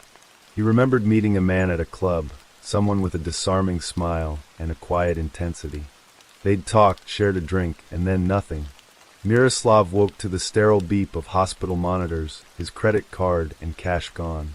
Tests revealed a staggering amount of GHB, gamma-hydroxybutyrate, known as liquid ecstasy, in his system. Unlike Nikki and Alexander, Miroslav had survived, but his near-death experience was a beacon in the darkness. Miroslav sat in a hospital bed, his hands trembling as he spoke to Monica. I don't know who he was, he said, his voice shaky but determined. He seemed normal, friendly, but he took everything. Monica listened intently, her notebook filling with details. GHB was a known party drug, but in high doses it was lethal, causing respiratory failure or coma. Its rapid metabolism made it a nightmare for forensic teams, often leaving no trace after a few hours. Miroslav's survival was a miracle, and his story gave Monica hope. You're our key, she told him, her voice steady. You're going to help us stop this. The police traced Miroslav's stolen credit card, which had been used to attempt a train ticket purchase to Saarbrücken. When the card was declined, another card, Nikki's, was used in its place. The connection was undeniable. The same person was behind both incidents. Monica's team pored over CCTV footage from the train station, their eyes straining for a glimpse of the man who had slipped through their fingers. The footage was grainy, the station crowded, but finally they found him, a figure in a distinctive jacket, moving with a quiet confidence that belied his sinister intent. Regine Luck, watching a news report with Alexander's friends, gasped when she saw the footage. That's Alexander's jacket, she said, her voice cutting through the room. The killer had not only taken lives but also trophies, wearing his victims' belongings like a second skin. Regine's tip was a lifeline. She remembered Alexander mentioning a friend in Saarbrücken, a detail that aligned with the credit card activity. Monica's team cross-referenced the footage with club records and witness statements, slowly building a profile of their suspect. The man in the footage was Dirk P., a name that would soon become synonymous with terror. Dirk was an enigma, a man in his 30s with a boyish face and no prior criminal record. He blended seamlessly into Berlin's nightlife, a chameleon who could charm his way into any conversation. Those who knew him described him as quiet, unassuming, almost invisible, a perfect predator. Dirk had moved to Berlin after a falling out with his family, triggered by his accidental coming out as gay in his early adulthood. The rejection had left him bitter, though the exact reason for his descent into murder remained elusive. His first victim, an old friend reconnected through a dating app, had trusted him enough to visit his apartment. There, Dirk laced his drink with a lethal dose of GHB, watching as life drained from his friend's body. The death was ruled an overdose, and Dirk, emboldened, continued his spree. The third victim, Peter, met Dirk in an online chat room. 11 days after Nicky's death, Peter invited Dirk to his apartment, unaware of the danger. Dirk arrived with his glass bottle of knockout drugs, as he later confessed, placing it casually on the table before spiking Peter's drink. Like the others, Peter's body showed no signs of struggle, his phone and wallet missing. The pattern was clear now. Dirk targeted men in Berlin's gay scene, luring them with charm before poisoning them with GHB. The theft of their belongings was an afterthought, a way to fund his next move, or perhaps a twisted keepsake of his crimes. Monika Lashka and her team worked tirelessly, their days blurring into nights. The CCTV footage was their strongest lead, but identifying Dirk was only half the battle. They needed to catch him before he struck again. Berlin's nightlife, with its thousands of clubs and transient crowds, was a labyrinth. Dirk could be anywhere, anyone. The police issued alerts, warning clubgoers to be cautious, but the city's hedonistic pulse didn't slow. People continued to flock to the darkrooms, drawn by the allure of freedom, unaware of the predator in their midst. The investigation gained momentum when Miroslav, piecing together fragments of his memory, recalled the train platform number and time he had traveled. This allowed police to pinpoint the exact CCTV cameras, refining their image of Dirk. The jacket, stolen from Alexander, became a symbol of his arrogance, a clue he hadn't bothered to hide. Monika's team circulated the footage, hoping someone would recognize him. The breakthrough came when a friend of Alexander's confirmed the jacket's origin, linking Dirk to multiple crimes. The police now had a name, a face, and a method. But Dirk was elusive, moving through Berlin like a ghost. As spring turned to summer, the pressure mounted. Berlin's police solved 90% of homicides, but this case was different. The lack of forensic evidence, GHB metabolized quickly, leaving little trace, made it a nightmare to prosecute. Yet, Monika refused to give up. She interviewed bartenders, club owners, and regulars, piecing together Dirk's movements. He was a chameleon, blending into the crowd, his clean record making him invisible to background checks. But his luck was running out. In June 2012, the police closed him. A club employee, wiping down tables at a bar in Kreuzberg, recognized Dirk from the CCTV stills plastered across news outlets. He called the police, his voice low to avoid drawing attention. Monika's team moved swiftly, arresting Dirk as he sat at a corner table, nursing a beer. He didn't resist, his face betraying no emotion as the handcuffs clicked around his wrists. In the interrogation room, Monika faced him, her eyes locked on his. Dirk's calm demeanor cracked under her relentless questions. He admitted to the murders, his voice flat, as if recounting a mundane errand. He described lacing drinks with GHB, watching his victims slip away, and taking their belongings. The motive, he claimed, was unclear even to him, a mix of rage, envy, and a desire to control. His confession was chilling, devoid of remorse, as if the lives he took were mere collateral in his private war. The trial, held in June 2013, was a media circus.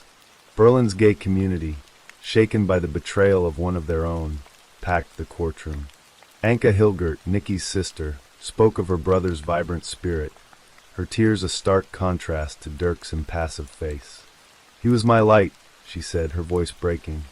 "He made everyone feel seen, loved. How could someone take that away?" Regine Luck, clutching a photo of Alexander, recounted his dreams of becoming a photographer, dreams now buried with him. The prosecution presented the CCTV footage, Miroslav's testimony, and Dirk's confession, painting a picture of a calculated killer. The defense argued that the lack of forensic evidence weakened the case, but the jury was unmoved. Dirk was sentenced to life in prison, a verdict met with somber nods rather than cheers. Justice had been served, but the scars remained. 9 months later, in March 2014, Dirk P. took his own life in his cell. He had attempted suicide multiple times before the trial, but medication had briefly stabilized him. His death brought no closure to the victims' families. Regine Luck sat in her living room, the photo of Alexander still in her hands. "He was a monster, but he was also a man," she said, her voice soft but firm. "I wish I could understand why." Anka, too, struggled with the void left by Nicky's death. "No sentence, no death can bring him back," she said. "I just want to remember him as he was, alive, laughing, free." The darkroom murder case left a lasting mark on Berlin. The city's nightlife, once a symbol of unfettered freedom, took on a cautious edge.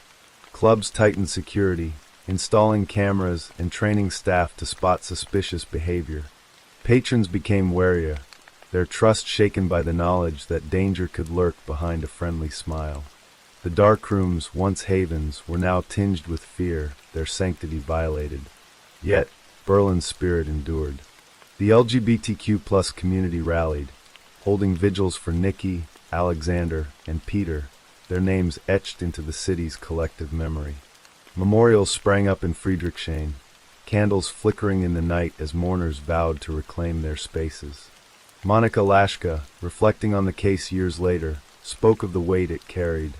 "We caught him, but it doesn't erase the loss," she said, her voice heavy with the burden of her work.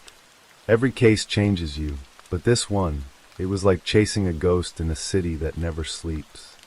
The Netflix docuseries Crime Scene Berlin, Nightlife Killer, released in April 2024, brought the case to a global audience. Its 3 episodes wove together interviews with Monica, Miroslav, and the victims' families, offering a stark reminder of the fragility of trust and the cost of freedom. The series, produced by filmmaker Joe Berlinger, captured the tension of the investigation and the resilience of a community that refused to be broken. The story of the darkroom murderer is not just a tale of crime and punishment, but of a city and its people navigating the delicate balance between liberation and danger. Berlin, with its endless nights and open hearts, would heal, but the memory of those lost, Nicky, Alexander, Peter, and the survivor, Miroslav, would linger. Their stories, etched into the city's soul, served as a quiet reminder of the darkness that can hide in the brightest of places and the strength it takes to carry on.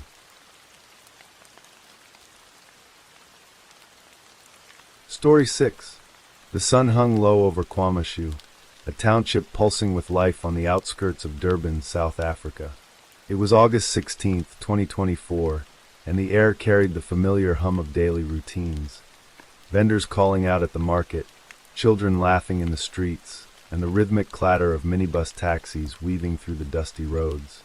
In the K section, a modest home stood quietly amidst the bustle, its walls weathered but warm with the love of the Radebe family. Inside, 19-year-old Owami Radebe, known to everyone as Kurub, moved through the morning with a restlessness that his mother, Nonlanla, had come to recognize. His eyes, usually bright with a mix of mischief and warmth, were clouded today, his shoulders tense as he argued over something trivial, a spilled cup of tea, a mislaid pair of shoes. It was one of those days, Nonlanla thought, when Kurub's struggles with schizophrenia and ADHD seemed to weigh heavier than usual. Kurub was no stranger to the community. His lanky frame, quick smile, and unpredictable energy made him a familiar figure at Kwamashu Station, where he often earned a few rands washing cars or helping vendors pack their wares.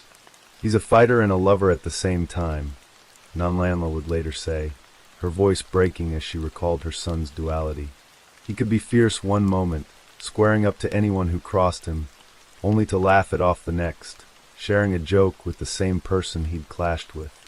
The people of Kwamashu knew him, loved him, even when his moods swung like a pendulum.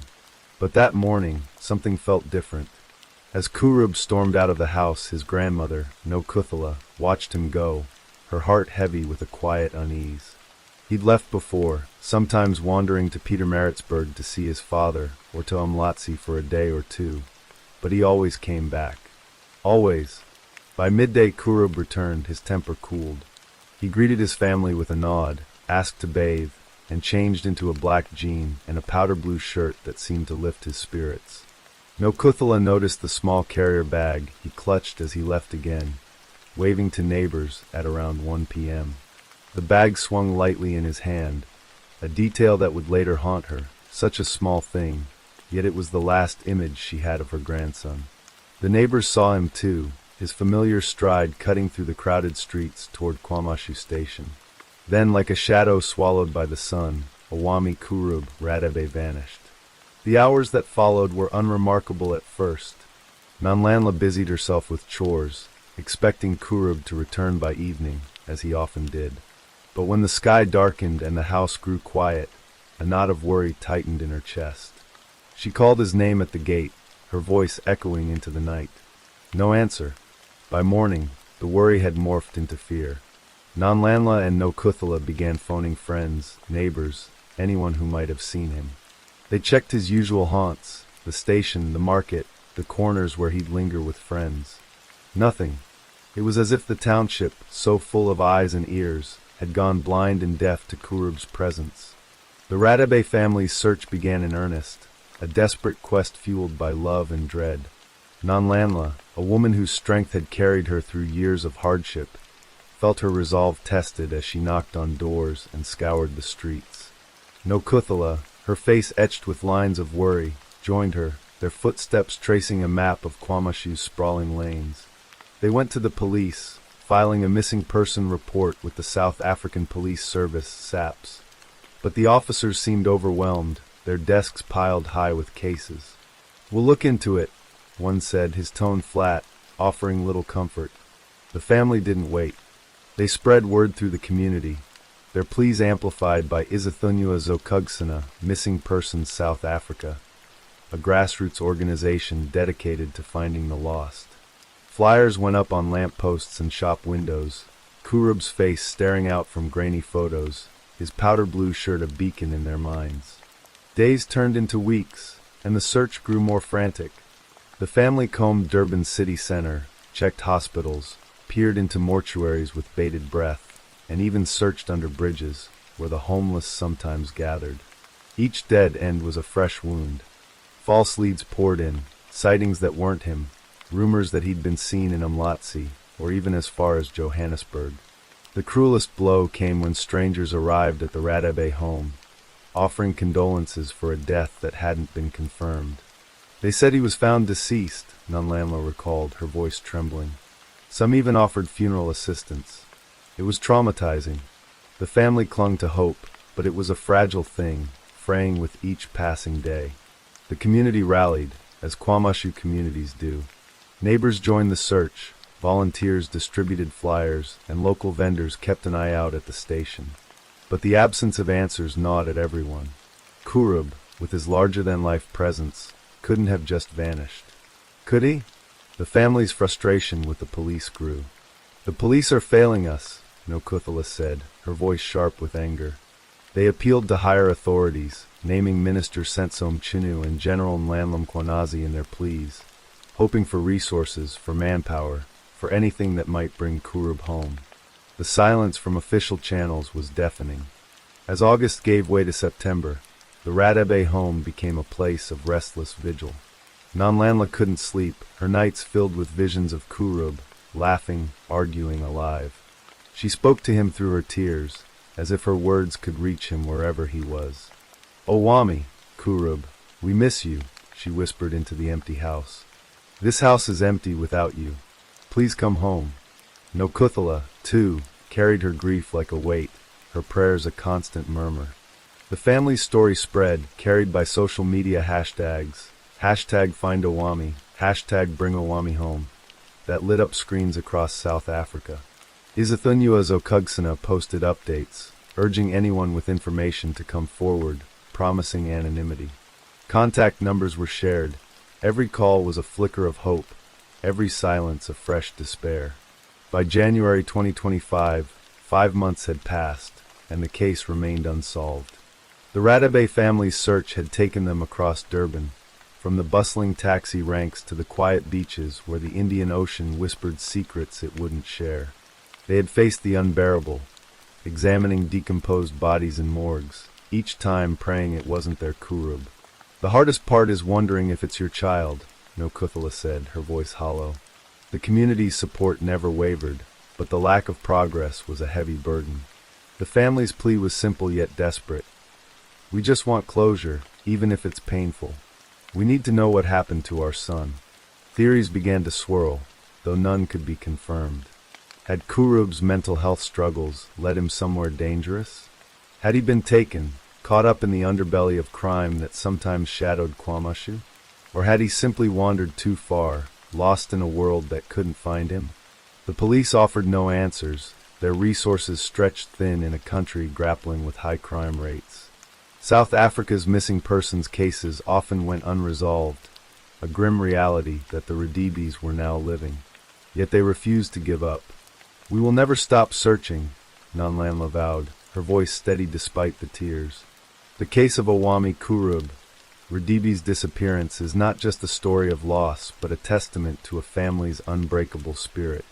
It is a story of a community that refused to forget, of a township that held its breath, waiting for one of its own to come home. It is a story of a mother's love, fierce and unyielding, and a grandmother's faith, steadfast in the face of uncertainty. Above all, it is a story that demands to be told, to be shared, to be amplified until answers are found. For the Radibis, for Kwamashu, for Kurub, the search continues.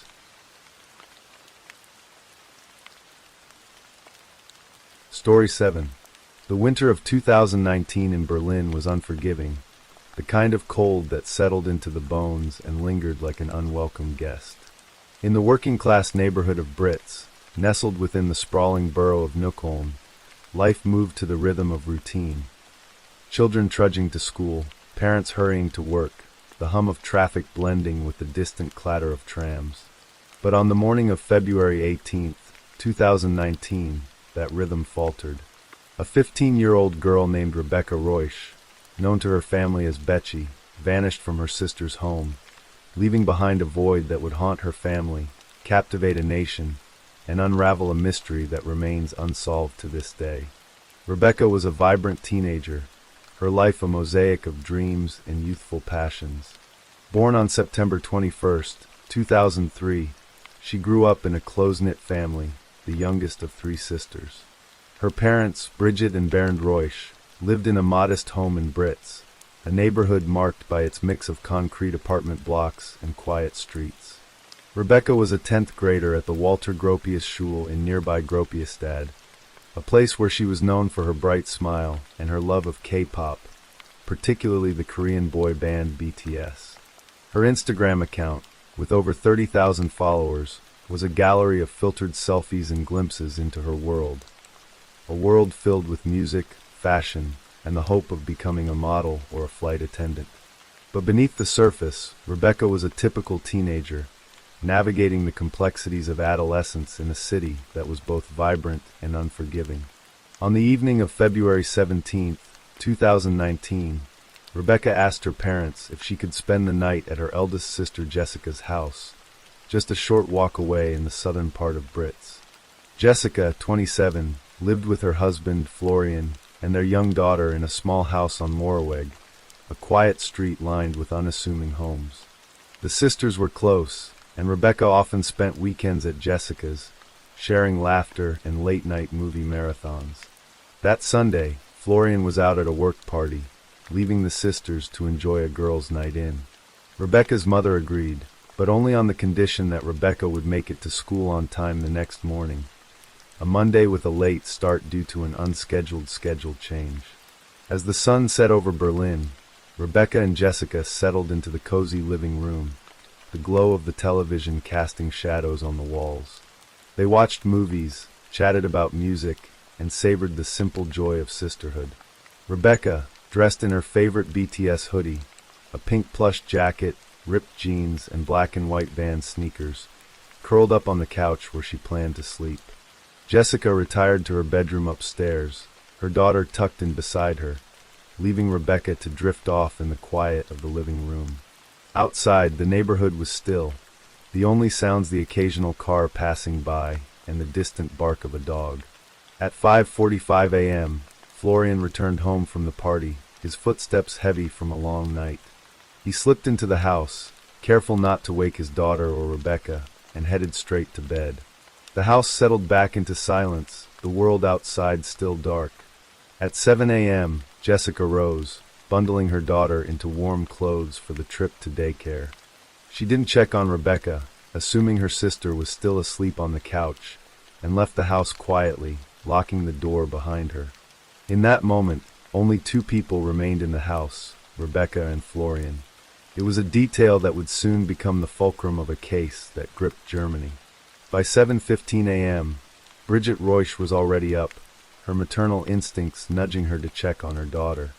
She dialed Rebecca's number, expecting to hear her sleepy voice promising to get ready for school. But the call went straight to voicemail. Bridget frowned, assuming the phone was off or out of battery, and tried again at 8:25 a.m. Again voicemail. A flicker of unease stirred in her chest, but she pushed it aside. Rebecca was probably just running late. She called Jessica, who confirmed she'd left for work in daycare, then Florian, who answered groggily. He told Bridget that Rebecca must have already left for school, as she wasn't in the house. The words struck Bridget as odd. School didn't start until 9:50 a.m., and it was unlike Rebecca to leave so early, especially without her phone. At 8:42 a.m., Bridget sent a WhatsApp message to Rebecca, a simple reminder to get to school. The message was delivered but never read, a detail that would later haunt her. By mid-morning, when the school called to report that Rebecca hadn't shown up, the unease turned to panic. Bridget and Bernd drove to Jessica's house, their hearts pounding, hoping to find their daughter safe. But the house was empty, the couch where Rebecca had slept neatly made. Her belongings, her Vans backpack, pink handbag, purse with the initials MK, mobile phone, and pink Fuji Instax Mini 9 camera, were gone. So was a purple blanket from the household, a detail that seemed insignificant at the time, but would later fuel speculation. By the afternoon of February 18th, the Reusch family was in a state of desperation. They reported Rebecca missing to the Berlin police, who launched an immediate investigation. The case quickly escalated, and by February 21st, Rebecca was officially declared missing. 2 days later, the homicide squad took over, a move that signaled the police's growing suspicion that this was no ordinary disappearance. Rebecca's phone data showed it had last connected to the home's Wi-Fi at 7:46 a.m., and a Snapchat photo she sent to a friend sometime between 7 o'clock and 7:46 a.m. showed her standing in a corridor, dressed in her BTS hoodie and jeans. The photo, seen by her friend at 8:15 a.m., was the last confirmed trace of Rebecca alive. The police turned their attention to the house on Moorweg, where the last known moments of Rebecca's life had unfolded. Florian, the only person known to be with her that morning, became the focus of their scrutiny. He was arrested on February 28th, just 10 days after Rebecca's disappearance, based on inconsistencies in his story. He claimed he'd slept through the morning after returning from the party, but router data showed he'd been active online, visiting websites that included disturbing content involving bondage and strangulation. More damning, traffic cameras captured his car on the A12 motorway toward Poland at 10:45 a.m. on February 18th, and again on the evening of February 19th. When questioned, Florian offered a vague explanation, claiming the trips were related to a drug deal, but he refused to elaborate. He was released on March 1st, arrested again on March 4th, and released again on March 22nd, as police lacked sufficient evidence to hold him. The case exploded into the public consciousness, drawing comparisons to the disappearance of Madeleine McCann for its mystery and media frenzy. On March 6, 2019, the German television featured the case, with lead investigator Michael Hoffman appealing for witnesses. He revealed Florian's motorway trips and showed his mugshots, a move criticized by Florian's lawyers as prejudicial. The broadcast generated over 300 tips, and by April 2023, police had received over 3,000 leads, yet none led to Rebecca. Forests and lakes near the A12 were searched, and in September 2019, a woodland area near Kummersdorf was scoured, but no trace of Rebecca or her belongings was found. The Reusch family, meanwhile, was caught in a maelstrom of grief and suspicion. Bridget and Bernd clung to the hope that Rebecca was alive, possibly abducted and held somewhere. They criticized the police for using a heavily filtered Instagram photo in early searches, arguing it didn't resemble their daughter. Bridget, in interviews, spoke of her daughter's dreams, her love for BTS, and her vibrant spirit. But the family's defense of Florian, their son-in-law, drew scrutiny. Jessica, fiercely loyal to her husband, insisted he was innocent, and the family's public statements often focused on his exoneration rather than Rebecca's fate. This stance fueled public speculation, with some online communities comparing Jessica to controversial figures like Casey Anthony, questioning her demeanor and motives. As the investigation deepened, new details emerged, each adding layers to the mystery. Fibers from a pink blanket, similar to one missing from Jessica's house, were found in the trunk of Florian's car, along with hairs that raised suspicions but couldn't be conclusively linked to Rebecca. A bathrobe belt was reported missing from the house, prompting theories about its use in a crime, though the family offered explanations for its absence. In 2021, a police insider revealed a critical oversight. Investigators had delayed requesting Google data on Rebecca's phone location, a misstep that may have cost crucial evidence. By the time the data was obtained, it offered no new leads. The 5th anniversary of Rebecca's disappearance brought renewed attention, with reports of a video showing a figure near a Brandenburg cabin and whispers of police mishandling. Yet, despite these developments, the case remained stubbornly unresolved. The Berlin police, now treating it as a homicide, believed Rebecca never left the house alive, but without a body or definitive evidence, Florian remained free. For the Reusch family, the years since 2019 have been a slow bleed of hope. Bridget and Bernd continued their search, posting emotional appeals on social media, their voices trembling with a mother's and father's desperation. Jessica and Florian welcomed another child, a decision that sparked public outrage among those who viewed Florian as the prime suspect. The neighborhood of Britz, once a backdrop to Rebecca's vibrant life, became a place of whispers and suspicion. The house on Moorweg a silent monument to a girl who vanished without a trace. The case of Rebecca Reusch is a wound that refuses to heal, a mystery that gnaws at the edges of reason. It is a story of a family torn apart by loss, a community divided by doubt, and a city haunted by the question of what happened to a 15-year-old girl who loved K-pop and dreamed of soaring above the clouds. Was she betrayed by someone she trusted, or did she cross paths with a stranger in those fleeting morning hours? The truth remains elusive, buried somewhere in the shadows of that cold February morning, waiting for the day it might finally come to light.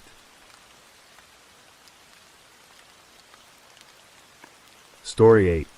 The spring of 1968 bloomed over Georgetown, Kentucky, with the kind of deceptive calm that masks darker truths. Wildflowers dotted the rolling hills along U.S. Route 25, their delicate petals swaying in the breeze, oblivious to the secrets the earth held. On May 17th, a man named Wilbur Riddle trudged through the underbrush, his boots crunching against the gravelly shoulder of the highway. A scavenger by habit, he was hunting for glass insulators, those colorful relics of old telephone lines that collectors prized. The sun hung low, casting long shadows over the landscape, when something caught his eye, a bundle, oddly out of place, wrapped in a heavy green canvas tarpaulin. It looked like the kind of material used to bundle a tent, sturdy and weathered, tied tightly with rope. Curiosity tugged at him, but as he approached, a faint, sour odor wrinkled his nose. His heart quickened. He knelt, tugged at the canvas, and froze. What lay inside was no discarded camping gear. It was a body, decomposing, human, and unmistakably female. Wilbur stumbled back, his breath catching in his throat. The world seemed to tilt, the wildflowers and chirping birds suddenly alien in their indifference. He didn't linger. He ran to the nearest phone, his hands trembling as he dialed the Scott County Sheriff's Office. Within hours, deputies swarmed the scene, cordoning off the patch of earth where the body lay. The canvas was carefully peeled back, revealing a young woman, her reddish-brown hair matted against her skull, her frame slight, barely 5 feet 1 inch, weighing no more than 115 pounds. The coroner estimated she'd been dead for weeks, perhaps since late April or early May. There were no identification papers, no purse, no jewelry to hint at who she was. The only clue was the canvas itself, a coarse, utilitarian shroud that gave her the name she'd carried for decades, the Tent Girl. The discovery sent ripples through Georgetown, a small town where violent crime was rare. The sheriff's office launched an investigation, but the trail was cold from the start. The woman's body bore no obvious signs of trauma, no bullet wounds, no stab marks, but the circumstances screamed foul play. Who wrapped her in that tarp? Why was she left on a lonely stretch of highway? Deputies canvassed the area, questioning locals, but no one recalled seeing anything unusual. Missing persons reports from Kentucky and beyond were scoured, but none matched the description of the petite young woman with reddish-brown hair. A police artist sketched her face, a haunting approximation of what she might have looked like alive, with wide eyes and a slight gap between her front teeth. The sketch was plastered in newspapers and on bulletin boards, but no one came forward to claim her. In 1971, with no leads and no identity, the town laid her to rest in Georgetown Cemetery. A local company donated a headstone, etched with the words, "Tent Girl." Found May 17, 1968 on U.S. Highway 25 N. Died about April 26 to May 3, 1968. Age about 16 to 19 years. Height 5 feet 1 inch. Weight 110 to 115 pounds. Reddish-brown hair. Unidentified. Beside the inscription was an engraving of the police sketch, a ghostly reminder of a life lost and a mystery unsolved. The townsfolk mourned her, not as a neighbor or friend, but as a symbol of something fragile and broken. Yet, as years turned to decades, the Tent Girl faded into local lore, a sad footnote in Georgetown's history. In East St. Louis, Illinois, 25 years earlier, a girl named Barbara Ann Hackman was born on September 12, 1943. The Hackman family was close-knit, anchored by Harry and Louise, who raised Barbara and her 3 sisters, Rosemary, Jan, and Marie, in a modest home filled with the hum of daily life. Barbara, or Bobby as her family called her, was a bright spark, small in stature but big in personality.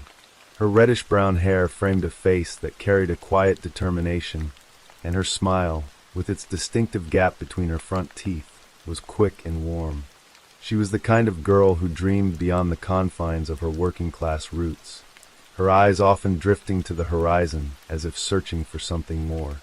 By her teens, Bobby's life took a turn that would set her on a path toward tragedy.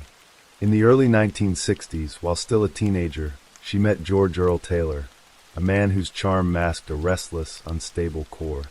George was older, a carnival worker from Florida with a weathered face and a past he didn't share easily.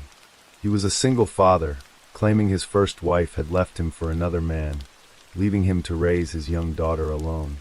Bobby, barely out of high school, was drawn to his stories of life on the road, the bright lights of the carnival, the promise of adventure. To her family, the match seemed hasty, but Bobby was in love, or at least in love with the idea of escape. They married quickly, and soon after, Bobby gave birth to a daughter, a bright-eyed girl who became the center of her world. The young family settled in Lexington, Kentucky, about 15 miles from Georgetown. Life wasn't easy.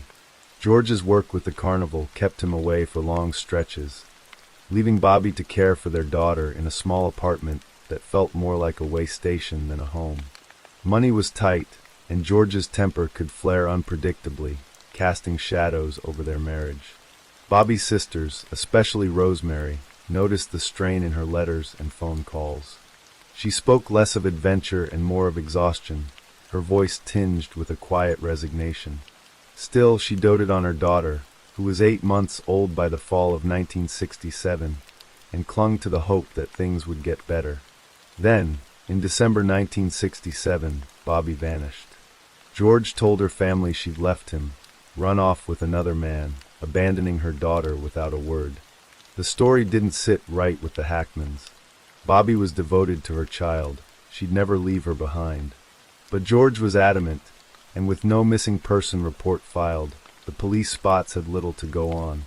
The Hackmans, scattered across states, searched as best they could, calling hospitals, checking with friends, but Bobby was gone, as if the earth had swallowed her whole. Her sisters held on to hope, but as months turned to years, that hope grew brittle, a fragile thread stretched across an abyss of uncertainty. Back in Georgetown, the Tent Girl's case grew colder with each passing year. The sheriff's office kept her file open, but without new evidence, it was relegated to a drawer, a nagging reminder of failure. The headstone in the cemetery became a pilgrimage site for a few curious souls, but most moved on, their lives untouched by the mystery. That is, until a young man named Todd Matthews entered the story. Todd was an unlikely hero, a factory worker from Livingston, Tennessee, with no formal training in investigation. In the late 1980s, he married Lori Riddle, the daughter of Wilbur Riddle, the man who'd found the Tent Girl's body. Wilbur, now an older man, carried the weight of that day like a stone in his chest. He'd tell the story late at night, his voice low, describing the tarp, the smell, the way the world seemed to hush around the discovery. Todd listened, captivated, not just by the mystery but by the human tragedy of it. A young woman, unnamed, unclaimed, her story unfinished. Todd's obsession grew. In an era before the internet, he pored over newspaper clippings, called police departments, and wrote letters to anyone who might have information. When the internet emerged in the mid-1990s, it was a revelation. Missing persons databases, rudimentary but growing, offered a new way to connect dots. Todd spent nights hunched over his computer, scrolling through reports of missing women, comparing descriptions to the Tent Girl's profile. 5 feet 1, 110 to 115 pounds, reddish-brown hair, age estimated at 16 to 19. The age was a problem. Bobby was 24 when she disappeared, but coroners often underestimated ages in unidentified cases, and Todd wasn't deterred.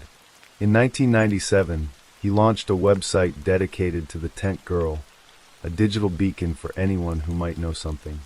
He posted the police sketch, the details of her discovery, and a plea for information. The site was simple, built with the clunky tools of early web design, but it was a labor of love. Todd's wife, Lori, supported him, though she sometimes worried about the toll it took. He'd stay up until dawn, his eyes red from the screen, driven by a need to give the Tent Girl her name. Meanwhile, in Arkansas, Rosemary Westbrook, Bobby's sister, was doing her own searching. The Hackman family had never accepted George's story about Bobby running off.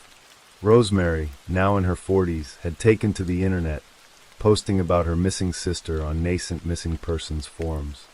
She described Bobby's reddish-brown hair, her slight build, the gap in her teeth, and the fact that she'd disappeared from Lexington in late 1967. The post was a long shot, a message in a bottle tossed into the digital sea. In early 1998, Todd stumbled across Rosemary's post. His heart raced as he read the description. The details aligned too closely to be coincidence. The location, the physical characteristics, the timing. He emailed Rosemary, his message cautious but hopeful, outlining the Tent Girl case and asking if Bobby could be a match. Rosemary's reply came quickly, her words trembling with possibility. She'd always believed Bobby was out there, somewhere, and the idea that she might have been the Tent Girl both horrified and galvanized her. The Scott County Sheriff's Office was skeptical but intrigued. They'd long since exhausted their leads, but Todd's persistence and Rosemary's certainty prompted action. In April 1998, they exhumed the Tent Girl's remains from Georgetown Cemetery. The process was grim, the coffin lifted from the earth under the watchful eyes of deputies and forensic experts. DNA technology, still in its infancy, was their best hope. Samples from the remains were compared to DNA from Bobby's sisters. Days turned to weeks, the waiting agonizing for both the Hackmans and Todd. Then, on April 23, 1998, the sheriff's office announced the result. The Tent Girl was Barbara Ann Hackman Taylor. The identification was a bittersweet triumph. For the Hackmans, it confirmed their worst fears. Bobby had been murdered, her body discarded like refuse. For Todd, it was validation of years of work. but also a sobering reminder of the crime's brutality. The sheriff's office turned its attention to George Earl Taylor, Bobby's husband, who died of cancer in 1987. He'd been a carnival worker, a drifter whose life was as transient as the fares he worked. His story about Bobby leaving him for another man now seemed like a flimsy lie, and his failure to report her missing pointed to guilt. Investigators believed he was the prime suspect, but with him dead, justice was out of reach. The case remained officially unsolved, a wound that wouldn't fully heal. The Hackmans reburied Bobby in Georgetown Cemetery, under the original headstone, but with a new base added. It read, Barbara and Bobby Hackman. September 12, 1943 C. December 6, 1967. Loving mother, grandmother, and sister. They omitted George's surname, a quiet act of defiance against the man they believed took her life. Bobby's daughter, now grown and living in Ohio with her own family, learned of her mother's fate. She'd been too young to remember Bobby, but the knowledge that her mother hadn't abandoned her brought a fragile sense of closure. Todd Matthews, forever changed by the case, co-founded the Doe Network, a volunteer organization dedicated to matching missing persons with unidentified remains. The Tent Girl case became a touchstone, proof that persistence and technology could solve even the coldest mysteries. The story of Bobby Hackman Taylor spread beyond Georgetown, covered in true crime shows like Who Killed Jane Doe, and podcasts like Crime Junkie and My Favorite Murder. Each retelling honored Bobby's memory, but also underscored the tragedy. A young mother, full of dreams, silenced too soon. The years passed, and Georgetown's wildflowers continued to bloom along U.S. Route 25. The highway stretched on, indifferent to the lives it intersected. Bobby's story, though, lingered in the hearts of those who knew it. Her sisters visited her grave, leaving flowers and whispering prayers. Todd Matthews continued his work, driven by the memory of the Tent Girl and the countless others still waiting for their names. And in the quiet of the cemetery, Bobby's headstone stood as a testament to a life reclaimed, a mystery solved, and a family's enduring love. Story 9. The morning of May 28, 2019, dawned crisp and clear in Kawasaki City, a bustling urban sprawl just outside Tokyo's frenetic heart. The Tama Ward, with its quiet residential streets and neatly trimmed hedges, hummed with the gentle rhythm of routine. School children in pressed uniforms gathered at bus stops, their laughter mingling with the chirping of sparrows. Parents sipped coffee in nearby homes, preparing for the day's demands, while the city's pulse beat steadily, unassuming and familiar. But beneath this veneer of normalcy, a darkness was stirring, one that would shatter the lives of many in a matter of minutes. At the center of this tragedy was Ryuichi Iwasaki, a 51-year-old man whose name would soon be etched into Japan's collective memory. Iwasaki was not a figure who commanded attention in life. He was a recluse, a man who had withdrawn from the world, living in the shadows of his elderly aunt and uncle's home in Kawasaki's Aseo Ward. To neighbors, he was a fleeting presence, a man who rarely spoke, whose existence seemed to blur into the background of their daily lives. But on that fateful morning, Iwasaki stepped out of the shadows, carrying with him a plan so horrific it would leave a nation reeling. The bus stop near Noburito Park was a familiar gathering point for students of Caritas Gakuen, a Catholic elementary school founded by the Soeurs de la Charite de Quebec. The children, mostly girls, stood in orderly lines, their school bags slung over their shoulders, chatting about homework and weekend plans. Among them was 11-year-old Hanako Muraoka, a bright-eyed girl with a penchant for drawing and a laugh that could light up a room. Nearby, 39-year-old Satoshi Umatsu, a foreign ministry official and devoted father, stood watchfully, ensuring the children boarded the bus safely. The scene was mundane, a snapshot of everyday life in a city where safety was taken for granted. But at 7:44 a.m., the tranquility was shattered. Iwasaki emerged from the morning mist, his face a mask of grim determination. In each hand, he clutched a Yanagiba knife, its long, thin blade glinting in the early sunlight. These were no ordinary kitchen tools. They were specialized blades, crafted for precision in preparing sashimi, their edges honed to a razor's sharpness. Witnesses would later recall the chilling sight of Iwasaki striding toward the bus stop, his voice cutting through the air with a guttural scream. "I will kill you!" The children froze, their chatter silenced as Iwasaki lunged forward. Chaos erupted in an instant. The sharp crack of screams filled the air as the blades found their marks, slashing through the morning's calm with ruthless efficiency. Hanako Muraoka, standing near the front of the line, was among the first to fall, her small frame crumpling to the ground as blood stained her white uniform. Satoshi Uematsu, reacting instinctively, threw himself between the attacker and the children, but he too was struck down, his life extinguished in a futile act of heroism. The other students scattered, some collapsing under the weight of their injuries, others running blindly, their school bags abandoned in the dirt. A bus driver, parked nearby, watched in horror as the scene unfolded. He saw Iwasaki's deliberate movements, the way he wielded the knives with a terrifying purpose. The driver fumbled for his phone, dialing emergency services as children screamed for help. Blood pooled on the pavement, soaking into scattered books and backpacks, a stark contrast to the bright spring morning. Within minutes, Iwasaki turned the blade on himself, driving it into his own neck with the same cold precision.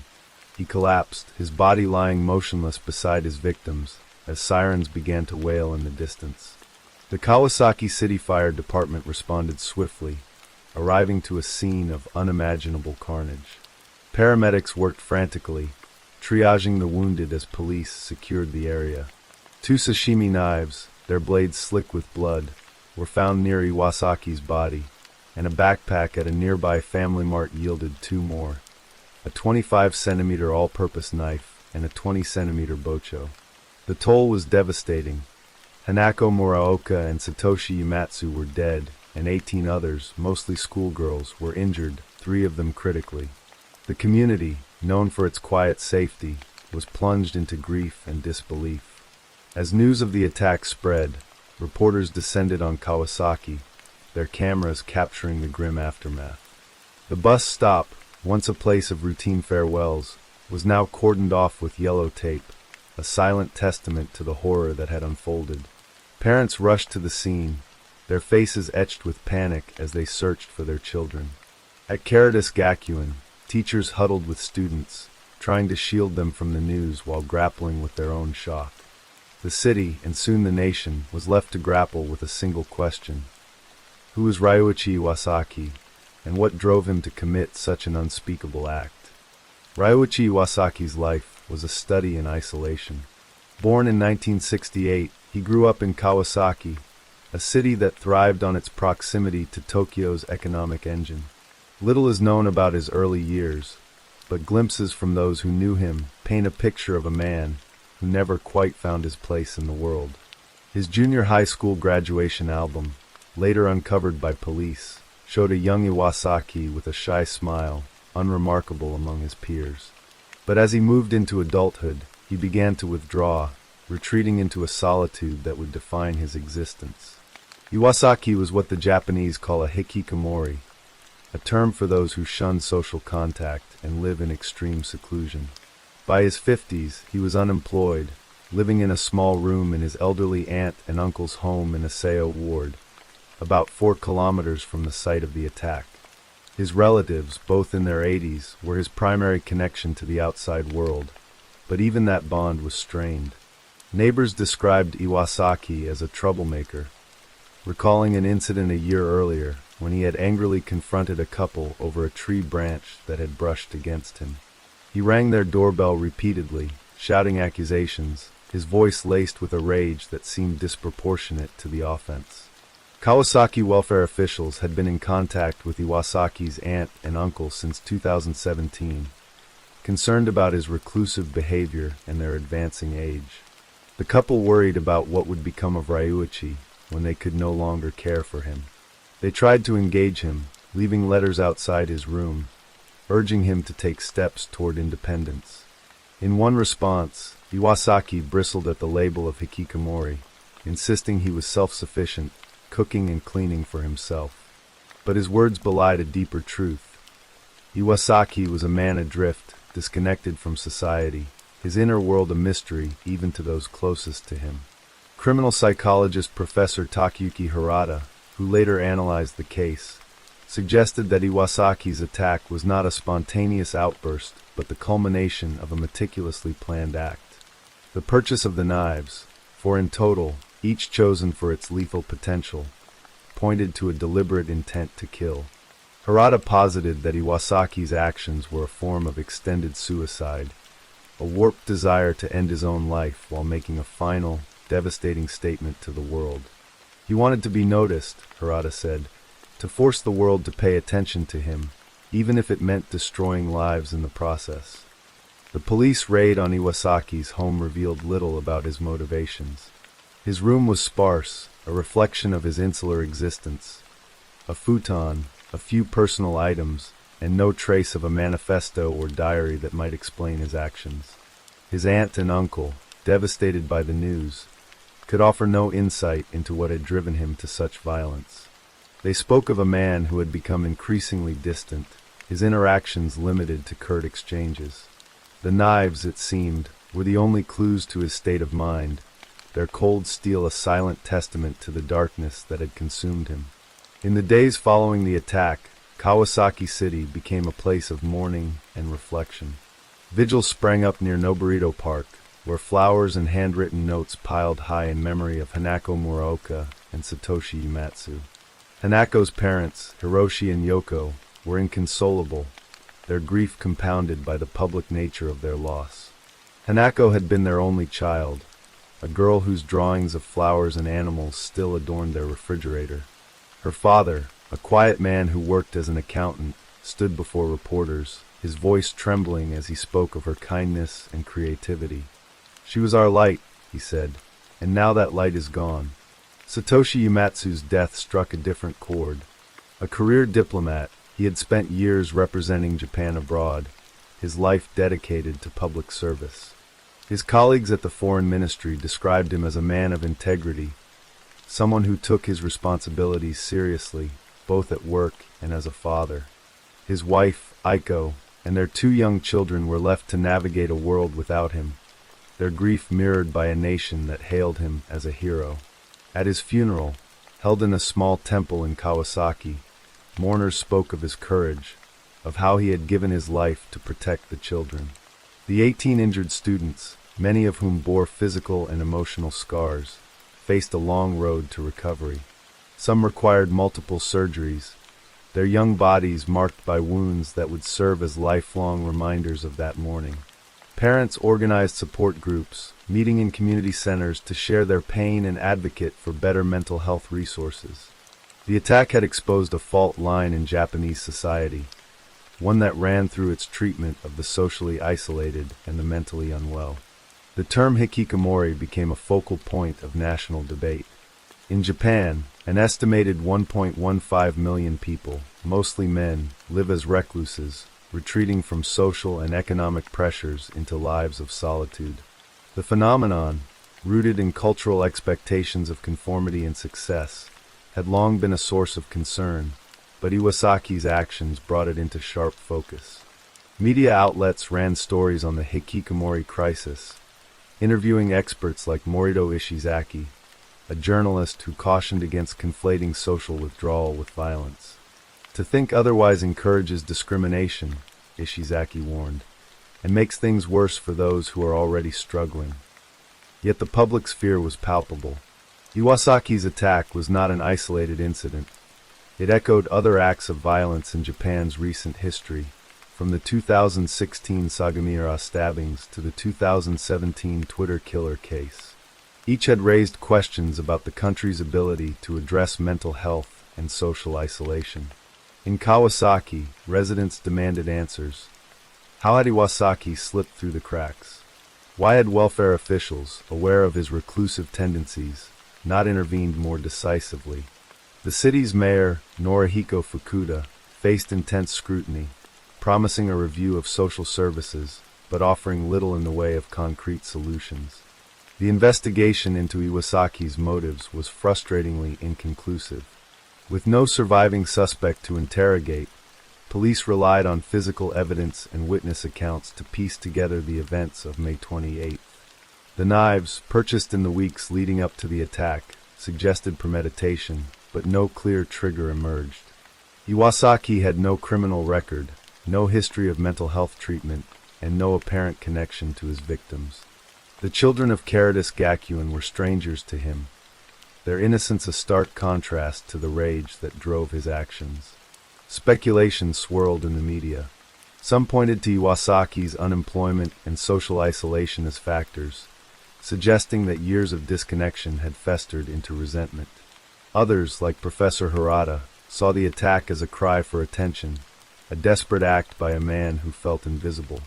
The concept of extended suicide gained traction, with experts noting that such acts often involve a desire to inflict pain on others as a means of asserting control over one's own narrative. But without Iwasaki's own words, these theories remained just that, theories, unable to fully explain the horror he had unleashed. The legal aftermath was limited by Iwasaki's death. With no suspect to prosecute, the case was closed swiftly, leaving families and survivors to seek justice through other means. Some parents filed civil lawsuits against the city, arguing that welfare officials had failed to act on warning signs. These suits, though, were largely symbolic. No amount of compensation could undo the damage. The focus shifted to prevention, with calls for better mental health support and early intervention for hikikomori. The government allocated funds for community outreach programs, but critics argued that these measures were too little, too late. The Kawasaki stabbings left an indelible mark on Japan. In the years that followed, the bus stop near Noborito Park became a place of quiet pilgrimage, a site where people left flowers and prayers for those lost and injured. Caritas Gakuen, though shaken, continued its mission, its students returning to class with a resilience born of necessity.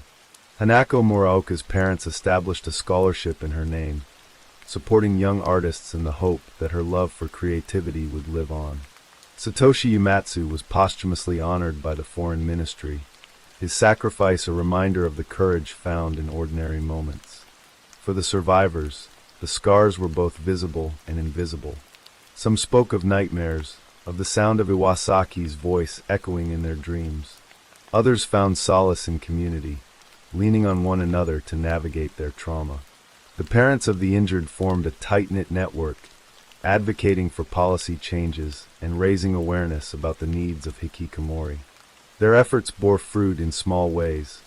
New counseling programs, community centers dedicated to mental health, and a growing willingness to talk openly about isolation and its consequences. Ryuichi Iwasaki's name faded from headlines, but his actions lingered in the national consciousness. He became a symbol of a hidden crisis, a man whose descent into darkness exposed the fragility of a society that prided itself on order and harmony. The question of why he acted as he did remained unanswered, a void that no investigation could fill. Perhaps that was the true tragedy of the Kawasaki stabbings, not just the lives lost, but the mystery of a man who chose to end his own in a way that caused so much pain. As Kawasaki healed, the city's residents returned to their routines, but the memory of that morning never fully faded. The bus stop, once a place of innocent chatter, now carried a weight of sorrow, a reminder of the fragility of safety and the unpredictability of human despair. And in the quiet moments, when the wind rustled through the trees near Noborito Park, it was as if the echoes of that day lingered, a whisper of a tragedy that had changed a community forever. Story 10. The night of March 4th, 2012, was warm and restless in Centurion, a sprawling suburb south of Pretoria, South Africa. The air carried the hum of distant traffic and the faint buzz of cicadas, a familiar soundtrack to the residents of Nandi Mbazan's quiet apartment complex. Inside her flat, the 27-year-old business consultant was caught in a moment of chaos that would end her life. Nandi, a vibrant woman with a contagious laugh and a spirit that lit up any room, had moved to Johannesburg from her hometown of Durban to chase a career in finance. Her flat, A modest space filled with books and framed photos of her family was her sanctuary. But that night, it became a crime scene, its walls stained with her blood and its silence broken by a violent struggle. Nandi's ex-boyfriend, Zwelabonzi Zweli Zungu, a man whose charm masked a history of violence, would soon stand accused of her murder, leaving a family shattered and a community grappling with the loss of a young woman whose life was cut tragically short. Nandi Mbazan was born in 1985 in Durban, a coastal city where the Indian Ocean met the vibrant pulse of KwaZulu-Natal. The youngest of three siblings, she grew up in a tight-knit family, her mother, Thandi, a schoolteacher who instilled in her a love of learning, and her father, Saifo, a mechanic with a quiet strength. Nandi was the family's pride, a bright student who excelled in mathematics and dreamed of a career in business. Her laughter, described by friends as contagious, filled their modest home, where Sunday dinners were a ritual of stories and shared dreams. After earning a degree in finance from the University of KwaZulu-Natal, Nandi moved to Johannesburg in 2010, landing a job as a business consultant at a logistics firm. Her colleagues admired her work ethic and warmth, her desk adorned with a small cactus and a photo of her mother smiling at the beach. In Johannesburg, Nandi's life was a blend of ambition and joy. She loved the city's energy, its rooftop bars and weekend markets, but she never lost her Durban roots, calling her mother weekly to share updates and jokes. She had recently started dating Oliver Matlala, a kind-hearted man she met through work. Their relationship was new, just a few weeks old, but filled with promise. Oliver, a soft-spoken IT technician, was smitten by Nandi's energy, her ability to make even mundane moments feel special. Yet Nandi's past lingered in the form of Zweli Zungu, her ex-boyfriend of 2 years. Zweli, a 30-year-old businessman with a polished exterior, had a darker side. Friends knew him as charming but volatile, his temper flaring in moments of jealousy. Nandi had ended their relationship in 2011, tired of his controlling nature, but Zweli struggled to let go, his calls and texts a persistent shadow. On the evening of March 4th, Nandi and Oliver were at her flat, sharing a quiet dinner of takeaway curry and rice. The mood was light, their conversation drifting from work to plans for a weekend getaway. Around midnight, the air shifted. A loud knock startled them, followed by the sound of a key turning in the lock. Zweli, who still had a key to Nandi's flat from their time together, burst in, his face twisted with rage.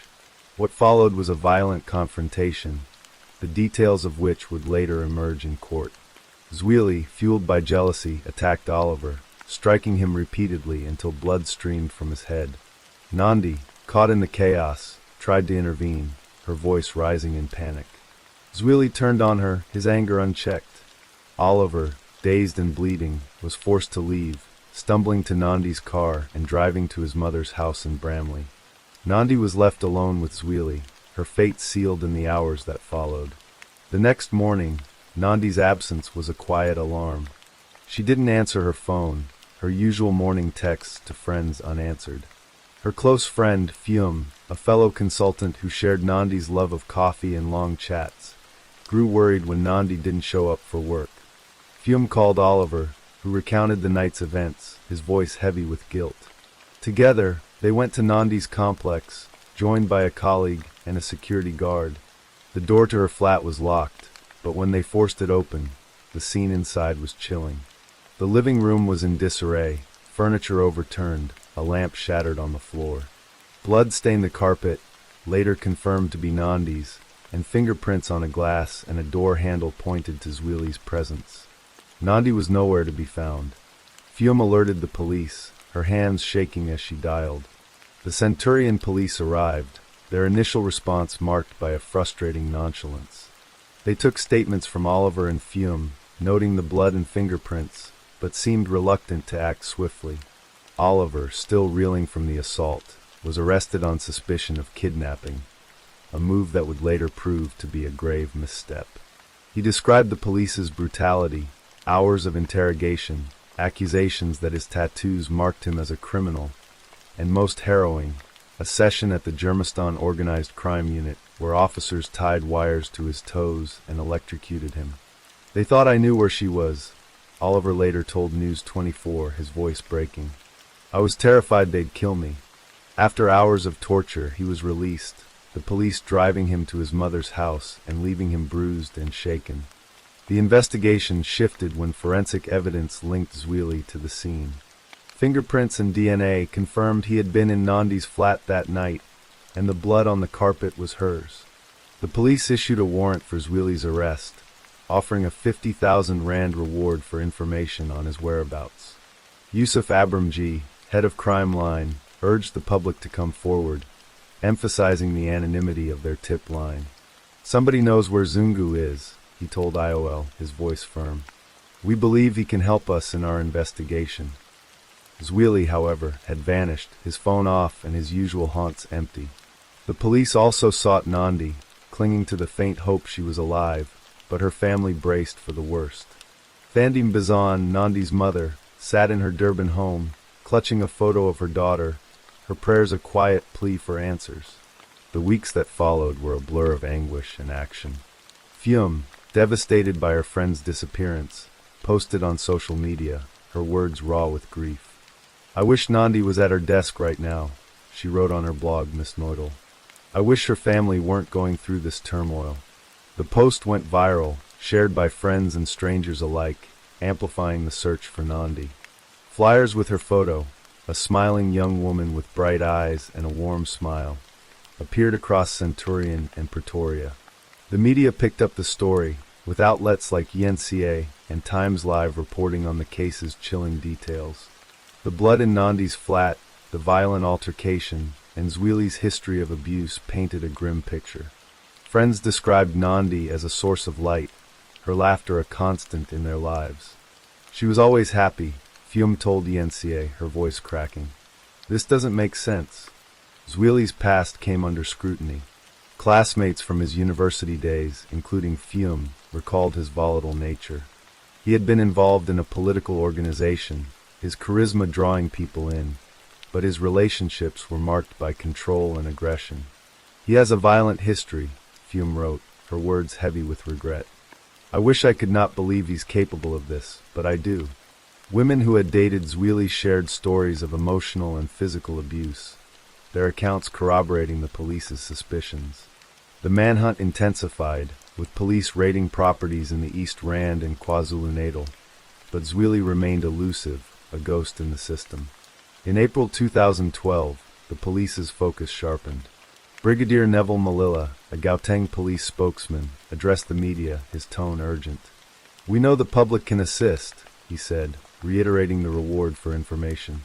The case bore eerie similarities to the disappearance of Frances Razuge, a 23-year-old woman who vanished in 2004 and whose remains were later found, her boyfriend convicted of her murder. The comparison fueled public interest, with true crime forums buzzing with theories. Some speculated Nandi had been kidnapped, others that Zweli had killed her in a fit of rage and disposed of her body. The absence of Nandi's remains became a haunting question, her family torn between hope and despair. Zweli's surrender in May 2012 was a turning point. He walked into a Pretoria police station, his demeanor calm but guarded, and was arrested on charges of murder and kidnapping. In court, he applied for bail, claiming police brutality and alleging officers had assaulted his mother and bugged his phone. Investigating officer Ignatius Kruger refuted the claims, testifying that Zweli was the last person seen with Nandi and posed a risk to witnesses if released. The state opposed bail, citing the blood evidence and Zweli's history of violence. The court denied his application, and Zweli remained in custody at Pretoria Central Prison, his trial set for late 2015. The wait for justice was agonizing for Nandi's family. Thandi traveled to Pretoria for every court appearance, her face etched with grief. She spoke little to the media, her pain too raw for words, but her presence was a quiet force, a mother's refusal to let her daughter's story fade.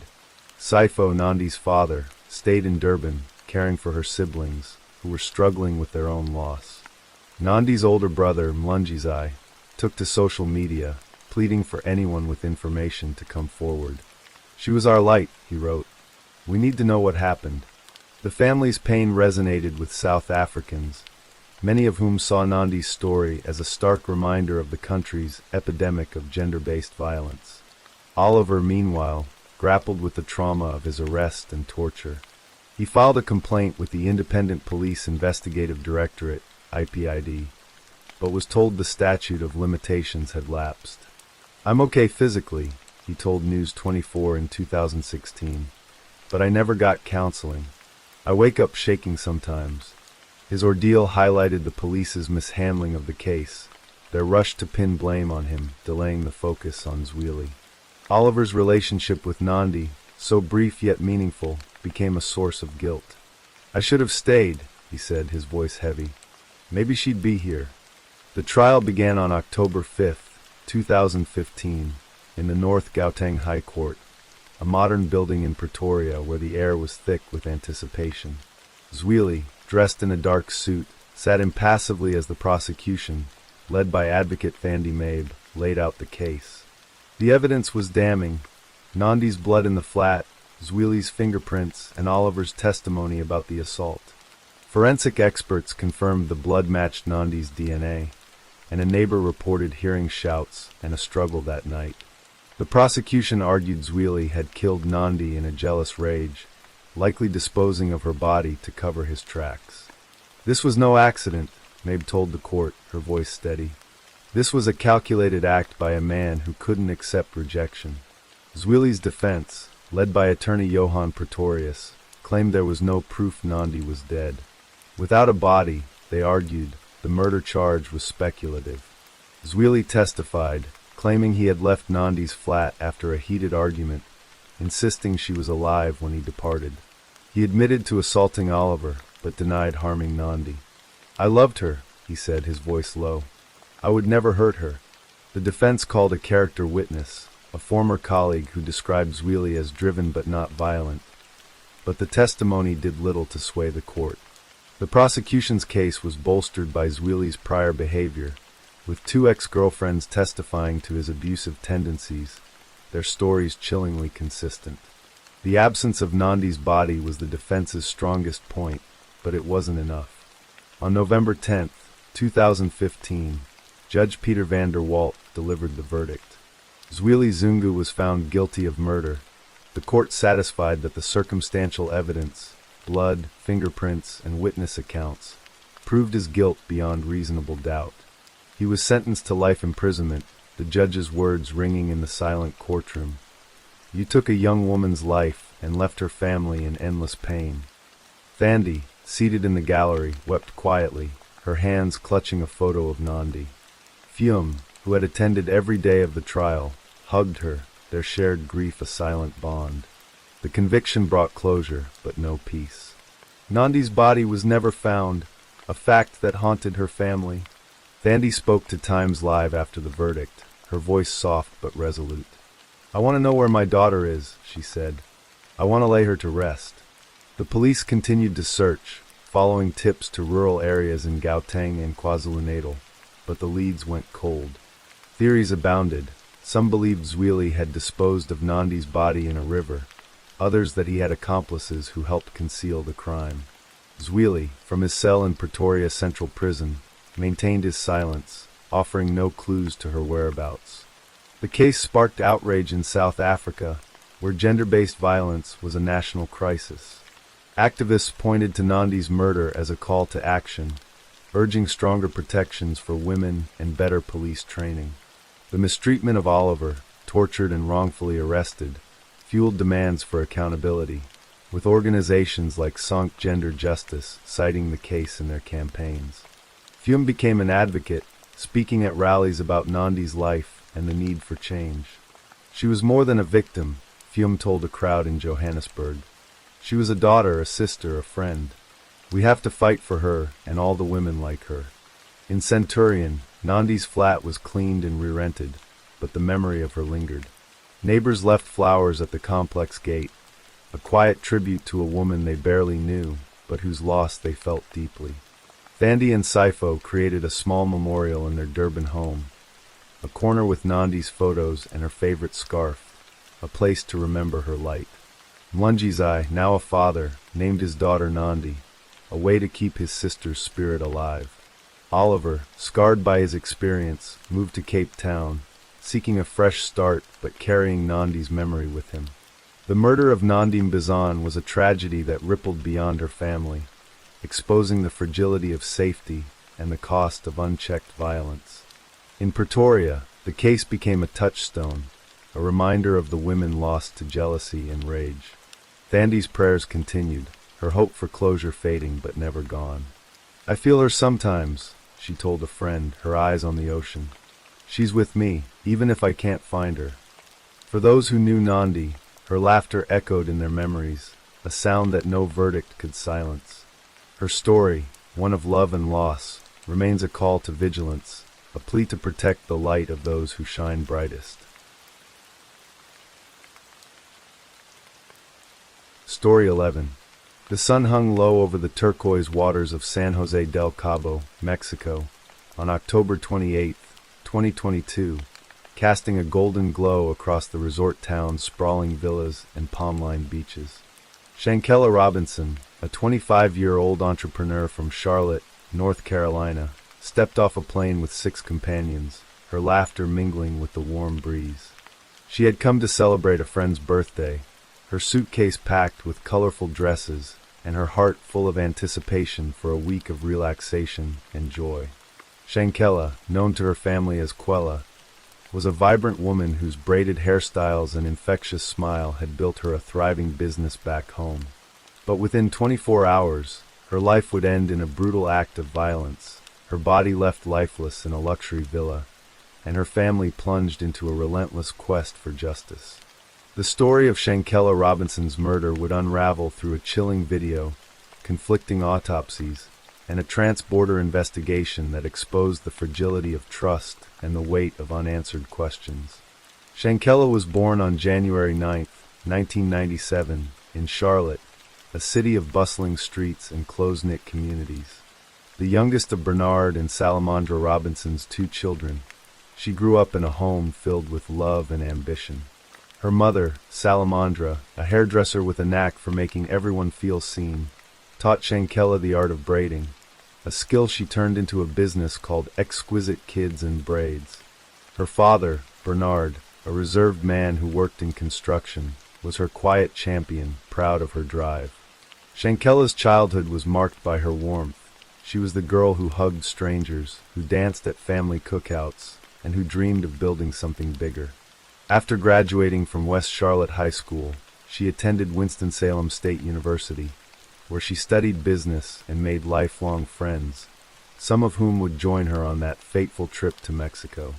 By 2022, Shankella was a rising star. Her braiding business flourished, her Instagram filled with photos of intricate hairstyles and glowing clients.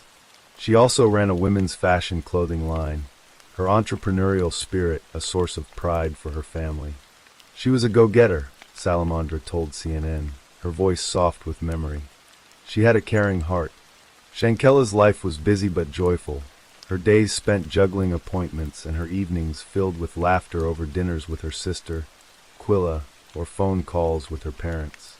When a friend proposed a group trip to Cabo for a birthday celebration, Shankella jumped at the chance.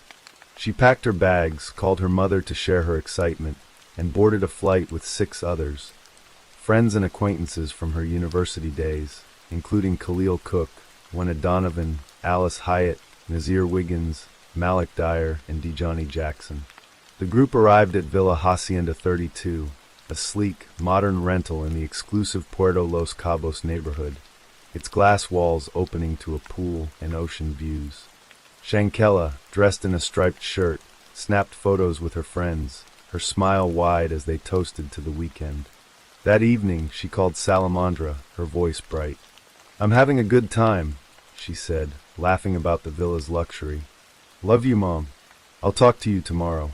Salamandra hung up, her heart light, unaware that those would be her daughter's last words to her. The next day, October 29th, would shatter everything.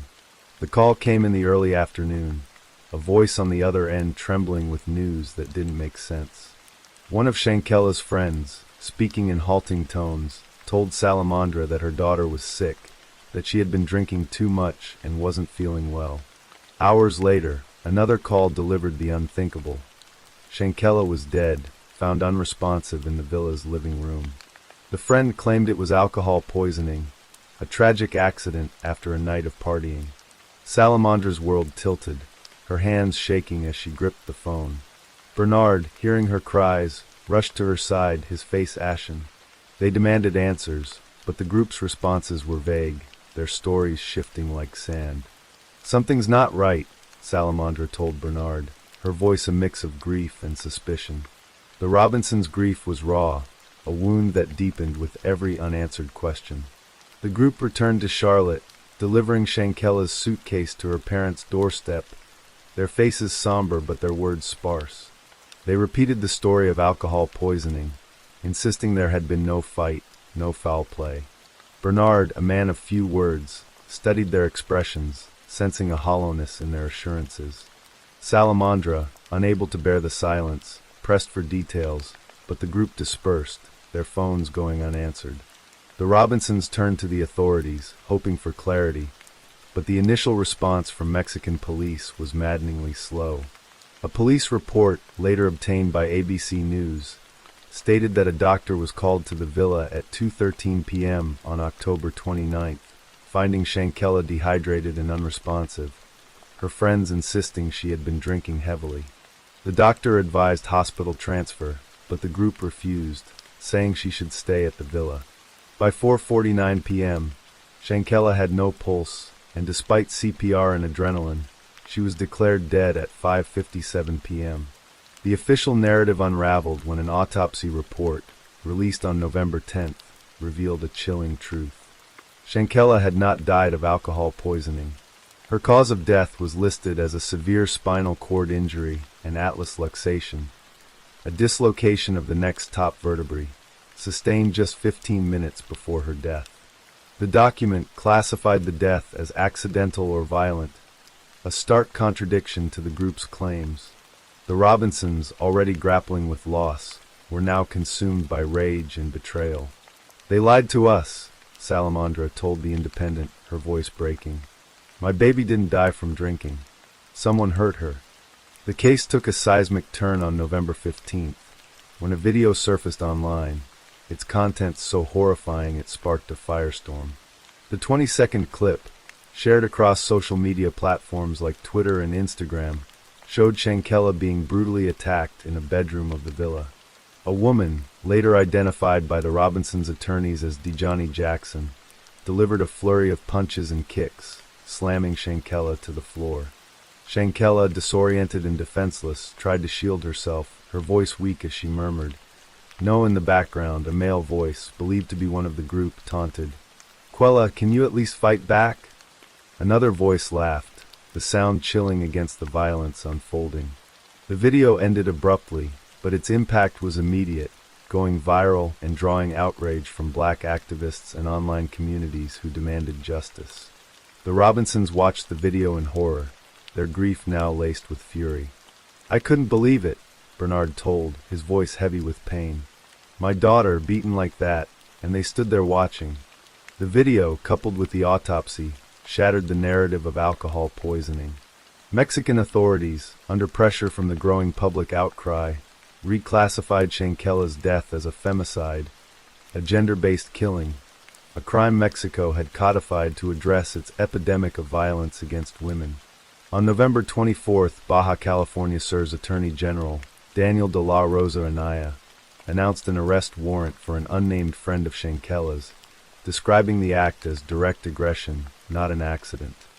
He confirmed the suspect was an American woman, and that Mexico was working with Interpol and the U.S. to seek her extradition.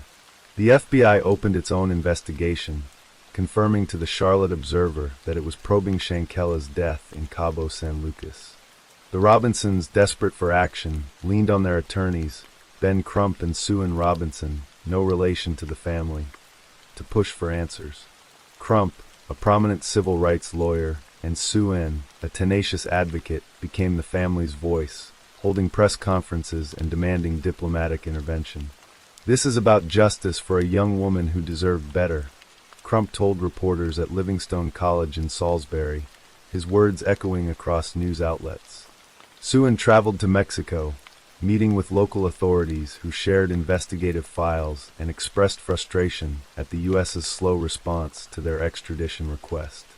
"Heads of state need to talk to heads of state," she said, her voice firm at a March 2023 press conference. U.S. citizens cannot commit crimes abroad and think they're safe back home. The investigation was mired in complexity, a tangle of jurisdictions and conflicting evidence. The Mexican autopsy pointed to a broken neck and spinal injury, but a U.S. autopsy, conducted after Shankella's body was embalmed and returned to Charlotte, found no spinal injury, only brain swelling, and deemed the cause of death undetermined. The discrepancy, noted by Sue En, was attributed to the delay in the U.S. investigation, which allowed critical evidence to degrade. "The U.S. didn't prioritize this case," she told ABC News, her frustration palpable. "When you embalm a body, you lose the ability to detect certain injuries." The Robinsons felt abandoned, their trust in authorities eroding as weeks turned to months with no arrests. Salamandra, speaking to NBC News, expressed her anguish. "They looked me in the face and lied. I want them to answer for what they did to my daughter." The public's role was pivotal. Black activists and online sleuths, galvanized by the video, kept Shankella's story alive, sharing her photo, a radiant young woman in a pink dress, and demanding accountability.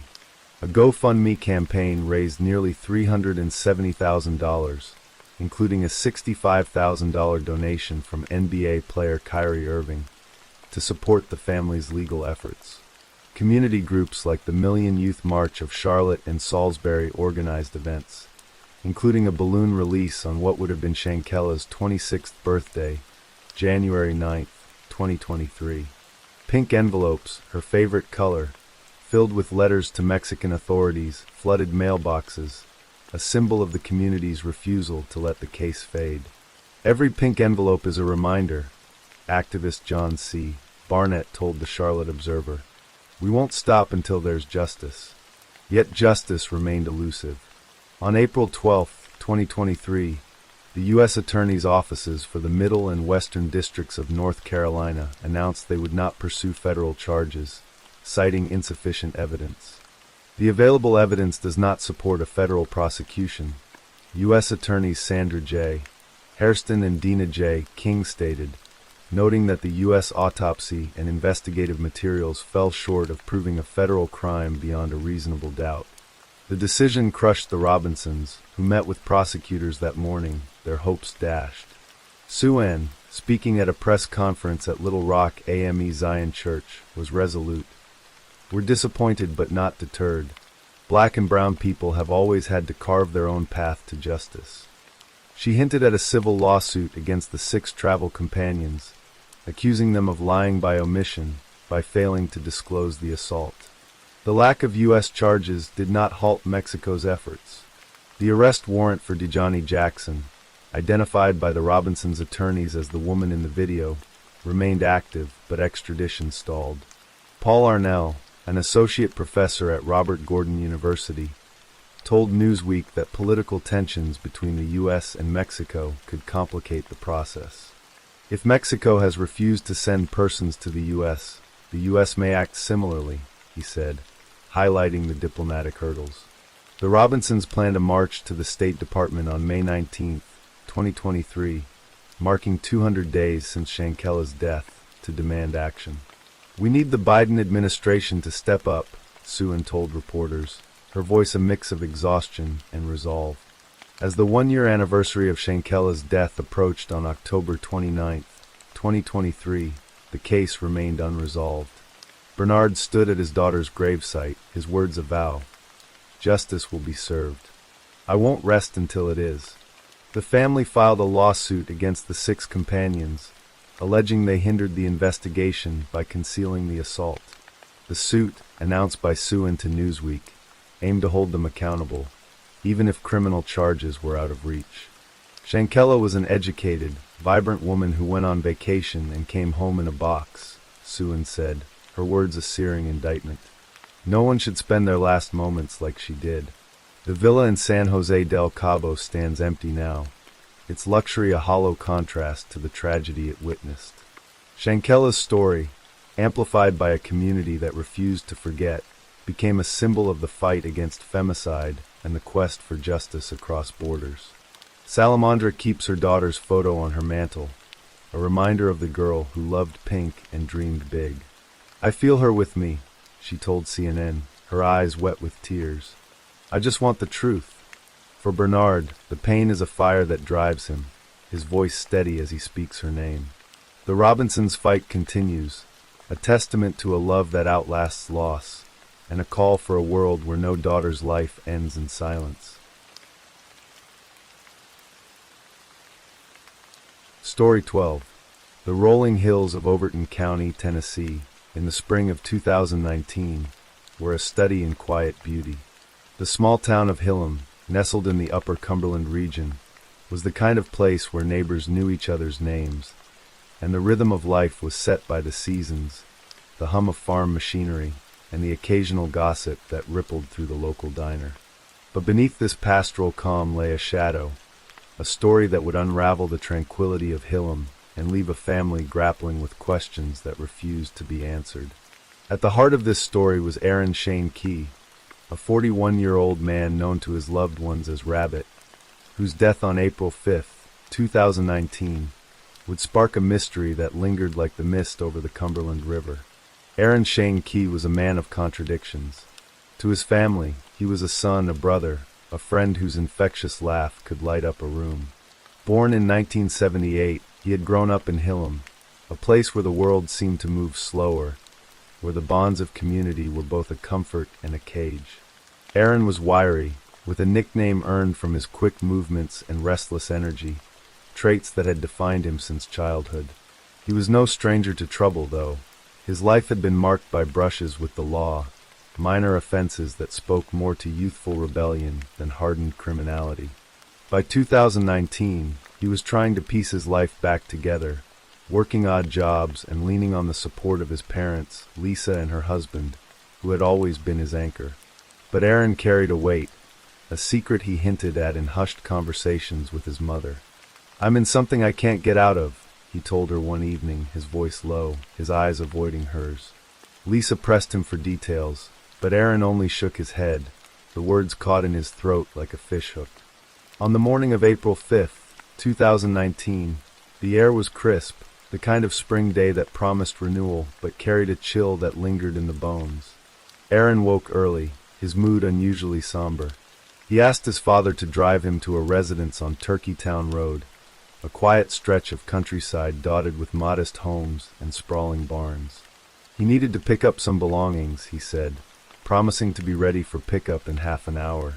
His father, a man of few words but deep loyalty, agreed, dropping Aaron off at the property just after noon. The house was unremarkable, a single-story structure with peeling paint and a gravel driveway, flanked by a barn-like outbuilding that loomed like a silent witness. Aaron waved as his father drove away, his figure shrinking in the rearview mirror. It was the last time his father would see him alive. 30 minutes later, the phone rang. The voice on the other end was frantic, delivering news that would shatter the Key family. Aaron was dead, found in the barn at the Turkeytown Road residence, a rope loosely around his neck. The official report would call it suicide, a ruling that came swiftly and with the weight of authority. But for Lisa Key, Aaron's mother, the explanation was a wound that refused to heal. The circumstances of her son's death were too strange, too inconsistent, too shrouded in unanswered questions. The 911 call from the scene painted a chaotic picture. A fight involving 5 people, ongoing altercations that had simmered for a week. Yet, when deputies from the Overton County Sheriff's Office arrived, they found Aaron's body lying on its left side in the fetal position, the rope around his neck more a suggestion than a cause. The autopsy would reveal no damage to his neck tissue, only a faint ligature mark, a detail that Lisa clung to like a lifeline. To her, It was evidence that her son's death was no suicide, but something far darker. The story of Aaron Shane Key's death begins not with the rope or the barn, but with the life he led in the years leading up to that April day. Hillam was a small town, its population barely cresting 1,000, and Aaron was a familiar face. He had grown up running through its fields, fishing in its creeks, and dreaming of a life beyond its borders. But dreams were hard to hold on to in a place like Hillam, where opportunities were scarce and the pull of familiarity was strong. Aaron had dabbled in construction, worked as a mechanic's helper, and taken on whatever jobs came his way. He was charming, with a quick wit that endeared him to friends, but he also had a restless streak, a tendency to skirt the edges of trouble. His criminal record was minor. Petty theft, a DUI, nothing that marked him as a threat, but it was enough to make him a known quantity to local law enforcement. In the months before his death, Aaron's behavior had shifted. He was quieter, more withdrawn, his usual buoyancy tempered by something unspoken. Lisa noticed it first, the way he'd linger at the kitchen table, his fingers tracing patterns on the worn wood as if searching for words he couldn't find. He spoke vaguely of debts, of people he owed, of a situation that had spiraled beyond his control. Lisa, a woman whose maternal instincts were as fierce as her resolve, pressed him gently but persistently. "What's going on, Aaron?" she'd ask, her voice soft but firm. He'd shrug, offer a half-smile, and change the subject. But the fear in his eyes was unmistakable, a shadow that followed him like a storm cloud. The Turkeytown Road residence was not a place Aaron frequented, at least not according to his family. It belonged to a man named Tommy, a local figure known for his connections to the town's shadier elements. Tommy's property was a hub of sorts, a place where deals were made and debts were settled, often out of sight of the law. Aaron had been there before, Lisa knew, but only in passing, to drop off tools or pick up cash for a job. Why he needed to go there that day, and why he insisted on going alone, was a question that gnawed at her. The 911 call, placed by an unidentified caller, mentioned a fight, a brawl that had erupted in the hours before Aaron's death. 5 people, the caller said, their voices raised, their tempers flaring. Yet, when deputies arrived, the scene was eerily calm, the barn silent except for the creak of its weathered boards. Lisa's visit to the property days after Aaron's death only deepened her suspicions. She found the house reeking of bleach, its floors scrubbed clean, as if someone had erased the evidence of what had happened. In the barn, she collected items the police had overlooked: a rope, frayed and oddly clean, Aaron's hat, stained with blood, an ace bandage he'd worn on his injured foot, discarded in the dirt. These were not the artifacts of a suicide, she thought, but of a struggle, a cover-up. The faint ligature mark, the lack of neck trauma, the blood on the hat, all pointed to a truth the official report seemed determined to ignore. Lisa's grief was raw, a jagged edge that cut through her every waking moment, but it was her anger that drove her forward. She began to ask questions, to demand answers, to challenge the narrative that her son had taken his own life. The Overton County Sheriff's Office was a small operation. Its deputies stretched thin across a rural county where resources were limited, and cases often went unresolved. The lead investigator, Deputy Mark Garrett, was a veteran with a reputation for thoroughness, but even he seemed puzzled by the inconsistencies in Aaron's case. The 911 call was a dead end.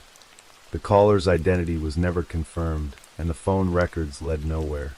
Witnesses at the Turkeytown Road residence were uncooperative, their stories vague or contradictory. Tommy, the property owner, claimed he'd been away that day, returning only after Aaron was found. Others who had been present offered little, their memories clouded by fear or complicity. The autopsy report, conducted by the state medical examiner, was clinical and unyielding. Death by hanging, no signs of foul play. But Lisa's findings, the blood, the bleach, the bandage, suggested otherwise, and she refused to let the case fade into obscurity. The community of Hillam was divided. Some believed Aaron had been troubled, his death a tragic but inevitable end to a life on the edge. Others whispered of darker forces, of debts unpaid and scores unsettled. The town's rumor mill churned relentlessly, fueled by the lack of clarity, and the weight of unspoken truths. Lisa became a fixture at the sheriff's office, her presence a quiet but persistent demand for justice. She reached out to local reporters, hoping to shine a light on Aaron's case, but the story struggled to gain traction beyond the pages of the Livingston Enterprise, a small newspaper that covered Overton County with a mix of pride and pragmatism. In an article published in February 2025, the Enterprise detailed the family's concerns, quoting Lisa's plea for public awareness. "We just want the truth," she said, her voice breaking. Aaron deserved better than this. The investigation, such as it was, stalled by the summer of 2019. The sheriff's office cited a lack of evidence, a familiar refrain in a county where resources were scarce and mysteries often went unsolved. But Lisa's resolve only grew stronger. She began to piece together Aaron's final days, tracking down acquaintances, revisiting the Turkeytown Road property, and collecting whatever scraps of information she could. She learned of a local drug ring, a loosely organized network that operated in the shadows of Overton County's rural expanse. Aaron, she suspected, had been entangled in it, perhaps as a courier or a debtor, his involvement the thing he couldn't escape. The blood on his hat, the bleach in the house, the faint ligature mark, all pointed to a confrontation, a moment of violence that had been hastily concealed. The summer of 2019 turned to fall, and the case grew colder with each passing month. Lisa's visits to the sheriff's office became less frequent, not out of resignation but necessity. She had to work, to care for her family, to keep moving forward even as her heart remained tethered to April 5th. The town of Hillam moved on, its attention shifting to new dramas, new tragedies. But for the Key family, the pain was a constant companion, a shadow that lingered in the corners of their home. Aaron's siblings, his nieces and nephews, his friends, they all carried pieces of him, memories of his laugh, his quick wit, his restless spirit. Lisa kept his belongings in a box under her bed. The bloody hat, the rope, the ace bandage, artifacts of a truth she refused to let die. By 2025, 6 years after Aaron's death, the case remained officially closed, a suicide ruling that satisfied no one who knew him. Lisa's efforts had not gone entirely unnoticed. The Livingston Enterprise article sparked renewed interest, if only briefly, prompting a handful of locals to come forward with tips. One man, a former acquaintance of Tommy's, claimed to have overheard a conversation about a problem that needed to be handled days before Aaron's death. Another, a woman who had lived near Turkeytown Road, recalled seeing unfamiliar cars at the property that week, their drivers moving with purpose in the pre-dawn hours. But these were fragments, whispers, nothing solid enough to reopen the case. The sheriff's office, under pressure from budget cuts and a backlog of new cases, had little incentive to revisit a death ruled a suicide. Yet, the mystery of Aaron Shane Key's death refused to fade entirely. It lived in the stories, in the quiet moments when Lisa sat alone with her thoughts, in the questions that hung unanswered like the fog over the Cumberland. Was Aaron's death a desperate act, the culmination of a life weighed down by burdens he couldn't bear? Or was it something more sinister, a crime concealed by the silence of a small town and the indifference of an overworked system? The truth, if it existed, was buried somewhere in the barn on Turkeytown Road, in the blood on a hat, in the faint mark of a rope that told a story no one wanted to hear. For Lisa Key, the fight was not over. She carried her son's memory like a torch, a light she refused to let dim. She spoke his name at community meetings, wrote letters to the sheriff, shared her story with anyone who would listen. Her grief was a fire, her determination a blade, cutting through the apathy that threatened to erase Aaron's story. The town of Hillam, with its quiet hills and hidden secrets, held its breath, as if waiting for the moment when the truth would finally break free. Until then, Aaron Shane Key remained a ghost, a man whose life and death were a riddle, a wound, a mystery that refused to be solved.